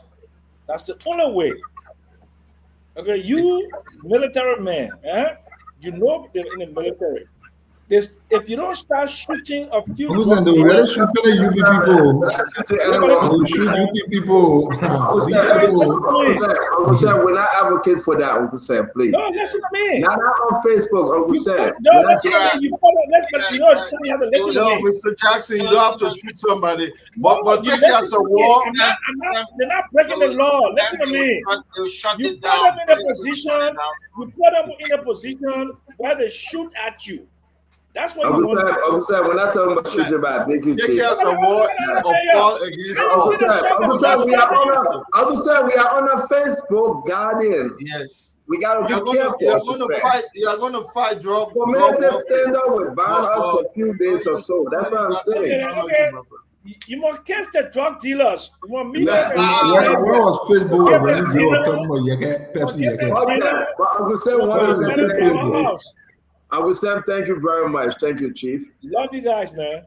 We love you, Uncle Sam. Thank you. I guess some dumb people. Okay, guys, we gotta go. Emmanuel, you want to say anything? Where's Remy Great? Yes, first of all, let me thank everyone for being a part of the show and joining us this evening. Thank you, Nelson, for anchoring the show. Look, to the Liberian people, we have seen over the years that this government that we have put in power is struggling to lead our country. And this is time for us to start making a decision for our future. Yes, we all will pray and continue to look for the best, but we should conscientiously work together as a country to select the best. So as we walk into 2029, don't be discouraged, but pick up your shoes, walk around, and start to promote the legacy of Mr. Alexander Benedict Cummings and the future of Liberia. You all have a wonderful, beautiful night. Look forward to seeing you all tomorrow. Bless you. By God's grace, thank you, Dr. Josh. We appreciate you guys. Isaac, you want to do the CDC closing? Because we're way past our time. Well, the question is, we got a CV and a little no interview, but question from Remy Gray. Remy, they carry you to LDEA. I saw Remy pushing the case. What you need to do this, you need to come and cut this one down. Hey, Remy, you trying your Remy, no. you go? Mr. Joe, actually, I send them a whole proposal what to do and what. And then they're not looking away. That's the thing. You are close? Are you leaving? No, I'm closing. That's the thing. So we thank you. See you tomorrow. You see so many Remy. Forget about the disagreement we have. Remy Gray is a sedition in this graph. Other thing they be talking are just for small time. To admit, UP needs to look outside of that UP mentality and look at people that Remy them. Remy has been into this thing, and on the show, when it comes to the issue of drugs and military, there where you can really see the strength of Remy. The truth is, you can really see it strong. You need people like this. I mean, I talk about sending proposal and things. The party will even be looking that way, simply because they want to look at the hardcore. That's the reason why they keep fighting. At least they are most successful people in that government, simply because they believe these people are not hardcore UPs, which is crazy. I ain't got no closing with all the thing. The only thing we want to tell the people is the Unity Party, our brother Stanley Waterspoon, will explain tire. So that means you count the chauffeur? No. I said closing. I know tomorrow you'll be tomorrow you're working late. Hey, you understand? You're working late tomorrow, so you'll not be on tomorrow. Thank God. I know you allow me to close. But hey, Remy, I hope UP can look your way, man. That place, they have tried too many of their people. I think let them look outside a little bit, call people like you and see how you can contribute. I would really hope to see you over there and forget all the disagreements that we can have. I'm sure everybody here will agree because you have proven to be very knowledgeable in that entire field, the military place, the drugs place. I hope they look at you. I really hope they do. And President Boyka, look other places. Forget about the hardcore United Party stuff. It's not Let me working. tell you something I said. Let me take it away. And Remy, when I speak, they'll go, gotta go. Let me say something. If President Boyka can remove his hat, that everybody must come from Lofa, like Brock, the government will be better. And I want you to hear me. I'm going to close it. If President Boyka, I want to ask you to proceed. Let me let it go. Let me let it go. Because if President Boyka can read anything outside that Lofa box, you get some very, very good people in that country and outside of that country that can make the president a better president. Good luck with that. But if we were sit over here and believe in ourselves that the next DEA drugs will come from Lofa and Nema, then we're failing again. This is a failure. I seen somebody say, yeah, the public might appoint people again. Yes, he has to. Because this is a failure. Joseph Boyka said, the president of Liberia, he said that's the number one thing on his agenda, the fight against drugs, before he took over. Today is the number 110. They are using LDEA. You know that all the money in the budget, they cannot explain. They ask GAC to go and audit. They're fighting GAC. They not eat all the money. It's a useless entity. And the children will continue to die and sell drugs and soak themselves in drugs. And these guys then will rewind, take the money and send it to one ghetto, take the drugs and send it to another ghetto. These guys are failure. They are disgrace to Joseph Yema Boyka. These three amigos, they are probably from, I don't want to call the country, but you know that. These guys, then they are failures. This man get no dream of a better Liberia, this Biago guy. He's a failure. He went there to do one thing, to insult to his cartel king. Take the drugs from the poor and give it to the rich. Take the money and enrich themselves. This guy is a failure. That's why they play looking like that. This other guy, all his life, from Relay Market to Bonkante to Kakata, all over. That's what he built. He's a mess. He is a mess. So let me say this to everybody. This is not a game. Everybody know that. Look at the other man. The man look like he can fight drugs. Look at the guy. You know what the guy can be doing? Look at the guy there and tell him why they can fight drugs. They go pick the drugs up and take the money. They got to get a girlfriend. They got to get a girlfriend to be scratching their head. All in the offices, the women that they're scratching their head, Colin Gray, scratching their back. They have useless that place. I will be playing some of them recording we got on them. No, that entire incident need to be examined. Everybody working that shit. President Boyka's trial, man. Everybody. But you guys make President Boyka that the people will boo this government. They will. Everybody. This is not a joke. If you love the president, stick with the president. Pray for the president. Pray for Jeremiah Kuhn. Pray for the leadership. And let the president do the right thing. You cannot say I love President Boyka and all the cockroaches and the hospitals and criminals that come around him, you want to protect them. Everybody is about the money in the country. Nobody cares about development. Nobody cares about reform. It's all about the money. And that's the reason why we are yet to tell you who you think God should send. Who would be that person to transform and change our country? Because President Boyka, all here now, one, don't test them with facing with Turkey that your children. You go put that your children over country. May God save our state. May God bless our country.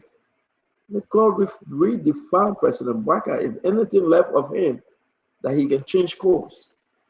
And may God strengthen Jeremiah Kuhn, that he will always speak truth to power, that he can help the president with social reform. Because if it's not then who? Then who? Have a good night, my people. God will step in. Like bro 2 will be better. Hasido, thank you. You ain't saying nothing else. Bye. Kev Hassan, thank you. Conagre, like Asa said, man, thank you for joining us. Nelson Kulai, it's always good having you, my friend. Thank you for your patience. Thank you for your wisdom. Thank you for producing tonight. We do appreciate you a lot. And sorry that we went over a little bit because the show was enjoyable from our end. We had to. But I know you're strong, and I know you're going home, and, you know, to your 3 children and your wife. It's always good to having you. I mean, tell you get 3 children, Nelson. You're strong. No, the number keeps fluctuating. The other day was 2, 3. Yeah, I thought they say your other girlfriend just gave birth. But anyway, that's fine. Thank you, man. Don't let me start. Other information, I know who bringing it over. I want the information, right? Thank you very much. Have a good one. Yeah. Yes, sir. You too. Okay. Well, folks, we want to say thanks to all of you for joining us this evening. It's been a good show. Spoon Talk returns tomorrow. Until then, have a good night. I want to say thanks to all of our partner radio stations that relay the program. Thanks to Voice of Liberia. Thanks to Super FM. Thanks to all of the other radio stations across the country that's always relaying the program. I want to say thanks to the many of you who shared the program, share your thoughts. I appreciate you as well. Thanks to some of you who are still here. Let me go to the comment section and recognize a few of you just quickly. See Philip Bala here. Thanks for joining us. Jose Wakai is here. Nathaniel K. Hill, Henry Eastman, thank you for being here tonight. Charles Delan, we appreciate you as well for being on. And all of you out there, we want to say thank you for always joining us here on Spoon Talk. The invitation is yours to come tomorrow. Until then, I'm Nelson Collier. Have a good night and bye for now.